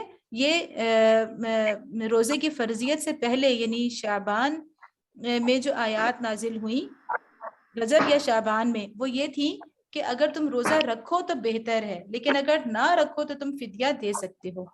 یہ کسی کے مائک سے تھوڑی سی ڈسٹربنس ہو رہی ہے. شہر رمضان الذي انزل فيه القرآن هدى للناس وبينات من الهدى والفرقان. رمضان وہ مہینہ ہے. اب درمیان میں اللہ تعالیٰ نے رمضان کے مہینے کی اہمیت بتائی, اور اس سے پہلے کیا حکم یہ تھا کہ روزہ رکھو تو بہتر ہے, اور اس کے بعد یہ حکم آ رہا ہے کہ روزہ اب مستقل فرض کر دیا گیا، اور درمیان میں رمضان کی اہمیت آ رہی ہے۔ تو ہمیں اس سے ربط سمجھ میں آ رہا ہے کہ رمضان کی اہمیت سمجھانے کے بعد اللہ تعالیٰ روزے کو قطعی طور پر فرض کر رہے ہیں، ٹھیک ہے؟ تو فرضیت سے پہلے اس کی اہمیت بتانا کتنا زیادہ اللہ تعالیٰ ضروری محسوس کر رہے ہیں، تاکہ ہمارے اندر اس کے لیے آمادگی پیدا ہو جائے۔ رمضان وہ مہینہ ہے جس میں قرآن نازل کیا گیا، جو انسانوں کے لیے سراسر ہدایت اور ایسی واضح تعلیمات پر مشتمل ہے جو راہ راست دکھانے والی اور حق و باطل کا فرق کھول کر رکھ دینے والی ہیں۔ فمن شہد منکم الشہر فلیصمہ، اب یہ وہ آیت ہے جس سے روزہ قطعی طور پر فرض ہو گیا۔ لہٰذا اب سے جو شخص اس مہینے کو پائے اس کو لازم ہے کہ اس پورے مہینے کے روزے رکھے۔ ومن کان مریضا او علی سفر فعدۃ من ایام اخر، اور جو کوئی مریض ہو یا سفر پر ہو تو وہ دوسرے دنوں میں روزوں کی تعداد پوری کرے۔ اللہ تمہارے ساتھ نرمی کرنا چاہتا ہے، سختی کرنا نہیں چاہتا۔ یرید اللہ بکم اليسر ولا یرید بکم العسر ولتکملوا العدۃ ولتکبروا اللہ علی ما ھداکم ولعلکم تشکرون، اس لیے کہ طریقہ تمہیں بتایا جا رہا ہے تاکہ تم روزوں کی تعداد پوری کر سکو۔ وَلِتُكْمِلُوا الْعِدَّةَ وَلِتُكَبِّرُوا اللَّهَ، اور جس ہدایت سے اللہ نے تمہیں سرفراز کیا ہے اس پر اللہ کی کبریائی کا اعتراف اور اظہار اور اعتراف کرو۔ وَلَعَلَّكُمْ تَشْكُرُونَ، اور شکر گزار بنو۔ اچھا، اب یہاں پہ بڑی اہم باتیں آئی ہیں۔ سب سے پہلی جو جیسے میں نے آپ کو کہا کہ پہلے اللہ تعالیٰ نے تدریج، اللہ تعالیٰ نے جتنے بھی احکام دیے ان میں ایک دم سے دینے کے بجائے، کیونکہ اب ہمارے لیے جو ہم یعنی پیدائشی مسلمان ہیں، ہمارے لیے ان چیزوں کو اڈاپٹ کرنا بڑا آسان ہے، لیکن وہ لوگ جو پہلے سے ان چیزوں کے عادی نہیں تھے اور ان کو بڑی یعنی اپنے ذات کے اندر بھی ایک جنگ تھی، معاشرے کے ساتھ بھی، اپنے خاندان کے ساتھ بھی مستقل ایک مزاحمت تھی، ایک جنگ تھی، تو اس کے اندر اللہ تعالیٰ انہیں ان چیزوں کی طرف یعنی احکام کو آہستہ آہستہ نازل کر رہے ہیں، تاکہ جتنی ان کی استطاعت ہے، جتنا بوجھ وہ اٹھا سکتے ہیں اس سے زیادہ کا بوجھ ان پر نہ ڈالا جائے۔ تو پہلے اللہ نے کہا کہ روزے تم پر فرض کیے گئے، لیکن بہرحال فدیے کا راستہ بھی کھلا ہے۔ پھر رمضان کی امپورٹنس بتائی کہ دیکھو رمضان جو ہے نا اس میں قرآن نازل ہوا ہے، اور قرآن جو ہے وہ ہدایت کا راستہ ہے، اور یہ ہدایت کا راستہ ہے، اور اس سے ہدایت لینے کے لیے یہ ضروری ہے کہ آپ اپنے اندر تقوی پیدا کریں۔ تو روزہ جو ہے وہ آپ کے اندر تقوی پیدا کر رہا ہے، لعلکم تتقون۔ تو آپ کو اس ٹریننگ یعنی رمضان کی قرآن سے ہدایت لینے کی جو صلاحیت ہے وہ اپنے اندر پیدا کرنے کے لیے ضروری ہے کہ آپ لوگ پورے مہینے کے روزے رکھیں، تاکہ اندر اتنا سیلف کنٹرول پیدا ہو، اتنی خدا خوفی پیدا ہو کہ آپ اس ہدایت کو لینے کے قابل ہو جائیں، ٹھیک ہے؟ تو یہ وہ اصل مقصد ہے جو اللہ تعالیٰ نے اس میں بیان فرمایا۔ اور دوسری امپورٹنٹ بات جو یہاں پر آ رہی ہے کہ وَلِتُكْمِلُوا الْعِدَّةَ وَلِتُكَبِّرُوا اللَّهَ، کہ بے شک جو ہے وہ تعداد پوری کرنا بھی ضروری ہے، لیکن تُكَبِّرُوا اللَّهَ عَلَىٰ مَا هَدَاكُمْ، جو اللہ نے ہدایت دی ہے اس پر اللہ کی بڑائی بیان کرو۔ تو ہدایت کیا دی ہے؟ قرآن کی ہدایت ہے، اس کو کیسے ثابت کریں گے؟ اس پہ اللہ کی بڑائی کیسے بیان کریں گے؟ ایک تو یہ کہ ہم جو ہے وہ تکبیر پڑھتے ہیں، اللہ اکبر لا الہ الا اللہ واللہ اکبر وللہ الحمد، ایک تو زبان سے ہے، لیکن دوسری بات یہ کہ اللہ کی ہدایت پر اللہ کی بڑائی بیان کرو، یعنی اس ہدایت کو بڑا بناؤ، ٹھیک ہے؟ تو اتنی قوت کے ساتھ اس کو بیان کرو کہ یہ معاشرے میں ایک بڑی چیز ہو، اس کا ایک مقام ہو، ایک حیثیت ہو۔ تو یہ وہ چیز ہے جس کے لیے اللہ تعالیٰ کہہ رہی ہیں کہ اس ہدایت کو اللہ کی بڑائی بیان کرنے کا ذریعہ بناؤ، وَلَعَلَّكُمْ تَشْكُرُونَ، اور اللہ کے شکر گزار بن جاؤ۔ وَإِذَا سَأَلَكَ عِبَادِي عَنِّي فَإِنِّي قَرِيبٌ أُجِيبُ دَعْوَةَ الدَّاعِ إِذَا دَعَانِ فَلْيَسْتَجِيبُوا لِي وَلْيُؤْمِنُوا بِي لَعَلَّهُمْ يَرْشُدُونَ، اور اے نبی صلی اللہ علیہ وسلم، میرے بندے اگر تم سے میرے متعلق پوچھیں تو انہیں بتا دو کہ میں ان سے قریب ہی ہوں، پکارنے والا جب مجھے پکارتا ہے میں اس کی پکار سنتا ہوں اور جواب دیتا ہوں، لہٰذا انہیں چاہیے کہ میری دعوت پر لبیک کہیں، مجھ پر ایمان لائیں، یہ بات تم انہیں سنا دو، شاید کہ وہ راہ راست پالیں۔ اب یہاں پہ کیا ہے کہ انی قریب اور اجیب، اللہ تعالیٰ قریب بھی ہے اور اللہ تعالیٰ ہمیں ہماری بات کا براہ راست جواب دیتے ہیں، ہماری پکار کا براہ راست جواب دیتے ہیں۔ تو اس سے پتہ چلتا ہے کہ رمضان میں خصوصاً ویسے بھی دعا کی قبولیت، لیکن رمضان کے اندر اللہ سے قرب، اللہ کے قریب ہونا، اللہ کو پکارنا اور اللہ سے جواب لینا، اس کی ایک خاص اہمیت ہے۔ احل لکم لیلۃ الصیام الرفث الی نسائکم، تمہارے لیے روزوں کے زمانے میں راتوں کو اپنی بیویوں کے پاس جانا حلال کر دیا گیا ہے. ہن لباس لکم وانتم لباس لہن، وہ تمہارے لیے لباس ہیں اور تم ان کے لیے لباس ہو. اب یہاں پہ دیکھیں کہ لباس کا لفظ استعمال کر کے اللہ تعالیٰ نے ایک خوبصورت استعارہ، یعنی وہ بات جو کہ اس میں جو ہمیں ایک سبق مل رہا ہے وہ یہ ہے کہ اللہ تعالیٰ یہاں پہ یعنی مرد یعنی شوہر اور بیوی کا جو تعلق بیان کر رہے ہیں اس کے لیے ایسے الفاظ استعمال کر رہے ہیں کہ جس سے مقصد بھی پورا ہو جائے، یعنی بات بھی بالکل واضح ہو جائے، اور دوسرا یہ کہ وہ شرم و حیا کے تقاضوں کے مطابق وہ الفاظ جو ہیں وہ بالکل ایسے نہ ہوں کہ کھلے الفاظ ہوں بلکہ چھپے ہوئے ہوں اور اشارے ہوں. تو یہ ہمیں اس سے سبق ملتا ہے کہ اللہ تعالیٰ نے جس طرح سے قرآن کے اندر جو زبان استعمال کی ہے، جو اللہ کا کلام ہے، اس میں حیا کے تقاضوں کو کتنا مد نظر رکھا گیا ہے کہ اللہ تعالیٰ نے کیسے ڈھکے چھپے الفاظ میں بات کی ہے اور کتنا خوبصورت لفظ استعمال کیا ہے جس سے مرد اور عورت، میاں اور شوہر اور بیوی کا جو تعلق ہے وہ پوری طرح سے واضح ہو رہا ہے. ایک دوسرے کو ڈھکنے والے، ایک دوسرے کی زیبائش کا ذریعہ بننے والے، اس کی خوبصورتی کا ذریعہ بننے والے، اس کی عیوب کو چھپانے والے، اس کی حفاظت کرنے والے، یہ سب کام لباس کرتا ہے. اور صرف یہ نہیں کہ ایک طرف کا معاملہ ہے بلکہ عورت شوہر جو ہے وہ بیوی کا لباس ہے اور بیوی شوہر کا لباس ہے، یعنی دو طرفہ تعلق. بہت ساری باتیں اس کے اندر بڑی خوبصورت ہیں اس ایک استعارے کے اندر. علم اللہ انکم کنتم تختانون انفسکم فتاب علیکم وعفا عنکم، اللہ کو معلوم ہو گیا کہ تم لوگ چپکے چپکے اپنے آپ سے خیانت کر رہے تھے، اگر اس نے تمہارا قصور معاف کر دیا اور تم سے درگزر فرمایا. خیانت اس طرح کر رہے تھے کہ وہ صحابہ کرام کے دلوں میں یہ تھا کہ شاید راتوں کو بھی ہم اپنی بیویوں کے پاس نہیں جا سکتے، لیکن ان سے رہا بھی نہیں جا رہا تھا. مطلب ایک طرح سے ان یہ چیز کلیئر نہیں تھی اور اس کو وہ کلیریفائی بھی نہیں کرا رہے تھے، اور ایک طرح سے چھپ کے دل میں ایک چور لے کے تو وہ اپنی بیویوں کے پاس جاتے تھے. تو مطلب یہ ہے کہ آپ چیزوں کو کلیئر کر لیں. ایک وہ سوال ہے جس سے منع کیا گیا، لیکن ایک وہ سوال ہیں جو ہمیں کرنے چاہیے تاکہ ہمیں یہ نہ لگے کہ ہم گناہ کے ارادے سے کوئی کام کریں. ٹھیک ہے، اگر ہمیں شک ہو رہا ہے کہ یہ گناہ ہے تو ہم اس کو کلیئر کر لیں. اب تم اپنی فَالْآنَ بَاشِرُهُنَّ وَابْتَغُوا مَا كَتَبَ اللَّهُ لَكُمْ، اب تم اپنی بیویوں کے ساتھ شب باشی کرو اور جو لطف اللہ نے تمہارے لیے جائز کر دیا ہے اسے حاصل کرو. وَكُلُوا وَاشْرَبُوا حَتَّى يَتَبَيَّنَ لَكُمُ الْخَيْطُ الْأَبْيَضُ مِنَ الْخَيْطِ الْأَسْوَدِ مِنَ الْفَجْرِ ثُمَّ أَتِمُّوا الصِّيَامَ إِلَى اللَّيْلِ وَلَا تُبَاشِرُوهُنَّ وَأَنْتُمْ عَاكِفُونَ فِي الْمَسَاجِدِ تِلْكَ حُدُودُ اللَّهِ فَلَا تَقْرَبُوهَا كَذَلِكَ يُبَيِّنُ اللَّهُ آيَاتِهِ لِلنَّاسِ لَعَلَّهُمْ يَتَّقُونَ. اچھا، اسے حاصل کرو، نیز راتوں کو کھاؤ پیو یہاں تک کہ تم کو سیاہی شب کی دھاری سے سفیدہ صبح کی دھاری نمایاں نظر آ جائے. تب یہ سب کام چھوڑ کر رات تک اپنا روزہ پورا کرو، اور جب تم مسجدوں میں معتکف ہو تو بیویوں سے مباشرت نہ کرو. یہاں یہ اللہ کی باندھی ہوئی حدیں ہیں، ان کے قریب نہ پھٹکنا.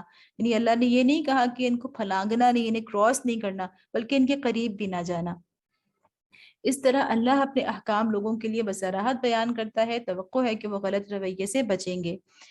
اچھا، وَلَا تَأْكُلُوا أَمْوَالَكُمْ بَيْنَكُمْ بِالْبَاطِلِ وَتُدْلُوا بِهَا إِلَى الْحُكَّامِ لِتَأْكُلُوا فَرِيقًا مِنْ أَمْوَالِ النَّاسِ بِالْإِثْمِ وَأَنْتُمْ تعلمون. اب یہ دیکھیں کہ کس چیز کے بارے میں حکم ہے، لین دین کے بارے میں، یہ عدالتی معاملات کے بارے میں، وہ لین دین جس میں آپ کو عدالت میں جانا پڑے.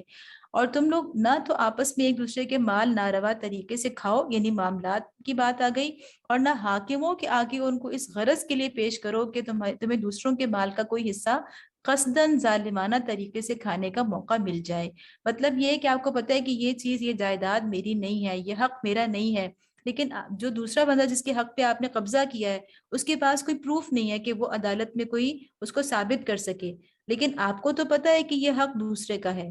لیکن اگر جیسے نبی صلی اللہ علیہ وسلم نے بھی فرمایا تھا کہ میں بھی انسان ہوں، اگر تم لوگ میرے پاس اپنا کوئی مقدمہ لے کر آؤ گے اور بظاہر ایک آدمی بڑا چرب زبان ہوگا، اس کے پاس بڑے دلائل ہوں گے، تو میں اس کے حق میں ہو سکتا ہے کہ فیصلہ کر دوں.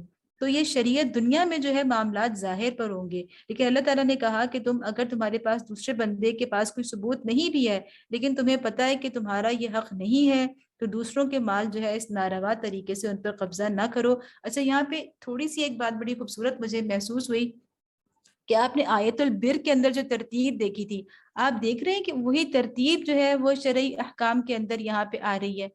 یعنی اللہ تعالیٰ نے سب سے پہلے ایمان کی بات کی تھی، اس کے بعد جو ہے وہ حقوق العباد کی بات کی تھی، اس کے بعد جو ہے وہ عبادات کی معاملات. تو اب یہ جو ایک ایک کر کے وہی ساری چیزیں جو آیت البر کے اندر سب کا ذکر ہو گیا، تو وہی سارے چیزیں جو ہیں ایک ایک کر کے ان کے حوالے سے اہم اہم امور کے بارے میں اللہ تعالیٰ شریعت کے تمام معاملات کے بارے میں ہمیں احکام دے رہے ہیں. یسألونک عن الاہلہ، لوگ تم سے چاند کی گھٹتی بڑھتی صورتوں کے متعلق پوچھتے ہیں.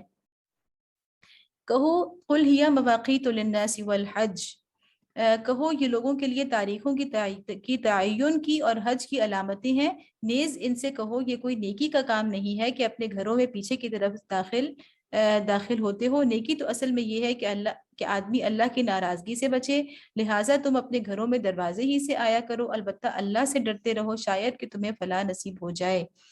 وَلَيْسَ الْبِرُّ أَن تَأْتُوا الْبُيُوتَ مِن ظُهُورِهَا، یعنی پیچھے سے نہ آؤ، وَلَكِنَّ الْبِرَّ مَنِ اتَّقَىٰ، نیکی اصل میں یہ ہے کہ جو اللہ سے ڈرے. وَأْتُوا الْبُيُوتَ مِنْ أَبْوَابِهَا، اپنے گھروں میں ان کے دروازوں سے داخل ہو جاؤ. وَاتَّقُوا اللَّهَ لَعَلَّكُمْ تُفْلِحُونَ، اور تم اللہ سے ڈرو تاکہ تم فلاح پالو. اچھا، یہاں پہ اہم لفظ اہلہ، یعنی چاند کی گھٹتی بڑھتی تاریخیں، اور پھر یہ کہ البر من اتقا، نیکی اصل میں کیا ہے کہ جس نے اللہ کا تقوی اختیار کیا.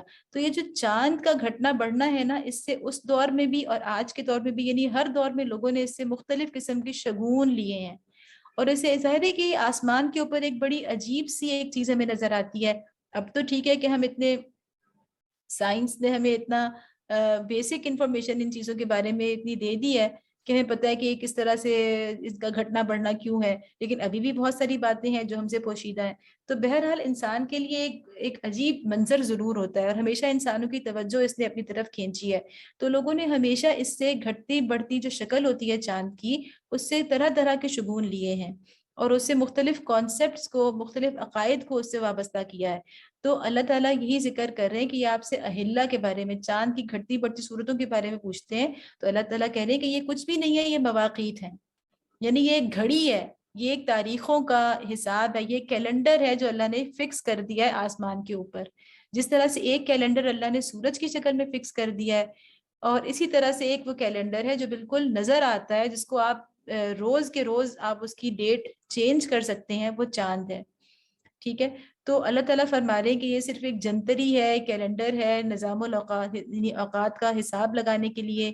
اور پھر حج کا کیوں؟ کیونکہ حج بھی جو ہے وہ ایک کیلنڈر کے حساب سے ہے. تو اس لیے اللہ تعالیٰ نے فرمایا کہ اصل میں یہ ہے، اس سے کوئی اور شگون لینا درست نہیں ہے. البتہ ولیکن البر من اتقی، اصل نیکی یہ ہے، بار بار بات آ رہی ہے کہ اصل نیکی کی طرف توجہ دو. فضول چیزیں اور خرافات اور جو لایانی چیزیں ہیں جن کا کوئی ثبوت نہیں ہے، نیکی کے عجیب عجیب تصورات، من گھڑت تصورات، ان کو چھوڑ دو اور اللہ کا خوف اپنے اندر پیدا کرو. اللہ کا خوف تمہیں نیکی کے صحیح پہچان جو ہے وہ انشاءاللہ عطا کر دے گا. اچھا، کل انشاءاللہ ہم آگے پڑھیں گے کیونکہ اگلا موضوع بھی شروع ہو رہا ہے قتال کا. تو یہاں پر ہم اپنا سبق ختم کر لیتے ہیں. اللہ کی توفیق سے ہم جتنا پڑھ سکے اللہ تعالیٰ اسے قبول فرمائیں اور اس کو ہمارے عمل میں ہمیں لانے کی توفیق دیں. میں اب تھوڑا سا آپ کو کہوں گی کہ سلائیڈز کو ہم وہ کر لیں گے کہ آپ اگر ایک نظر ڈالنا چاہتے ہیں اہم الفاظ پر، اور ساتھ ہی یہ کہ آپ چیٹ میں لکھتے جائیں کہ آپ نے آج کے لیے کون سا لفظ ایسا ہے جس پر آپ کنسنٹریٹ کریں گی. جیسے یہ سلائیڈ آپ کے سامنے ہے، شہداء کا لفظ ہے. اسی طرح اگلی سلائیڈ آپ لیں تو اس کے اندر فاستبقوا الخیرات ہے.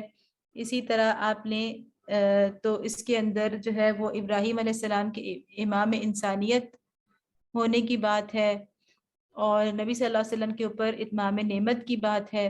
اسی طرح امامت کے تقاضوں میں وَلَنَبْلُوَنَّكُمْ یعنی آزمائش کا لفظ ہے، استعینوا یعنی مدد لینے کا لفظ ہے نماز اور صبر سے. اسی طرح ہمیں دیکھیں کہ یکتمون بار بار آیا ہے کہ حق کو چھپانا. اور اسی طرح آگے جو الفاظ آئے ہیں، تو آپ لوگ اگر چیٹ میں ساتھ ساتھ لکھتے جائیں کہ آپ نے اس میں سے کون سا لفظ ایسا ہے جس پہ آپ کنسنٹریٹ کریں گی، جس پہ آپ سوچیں گی اور اس کو اپنے عمل میں لانے کی کوشش کریں گی، اپنے آس پاس کے ماحول میں بھی اس کو اتارنے کی کوشش کریں گی. پھر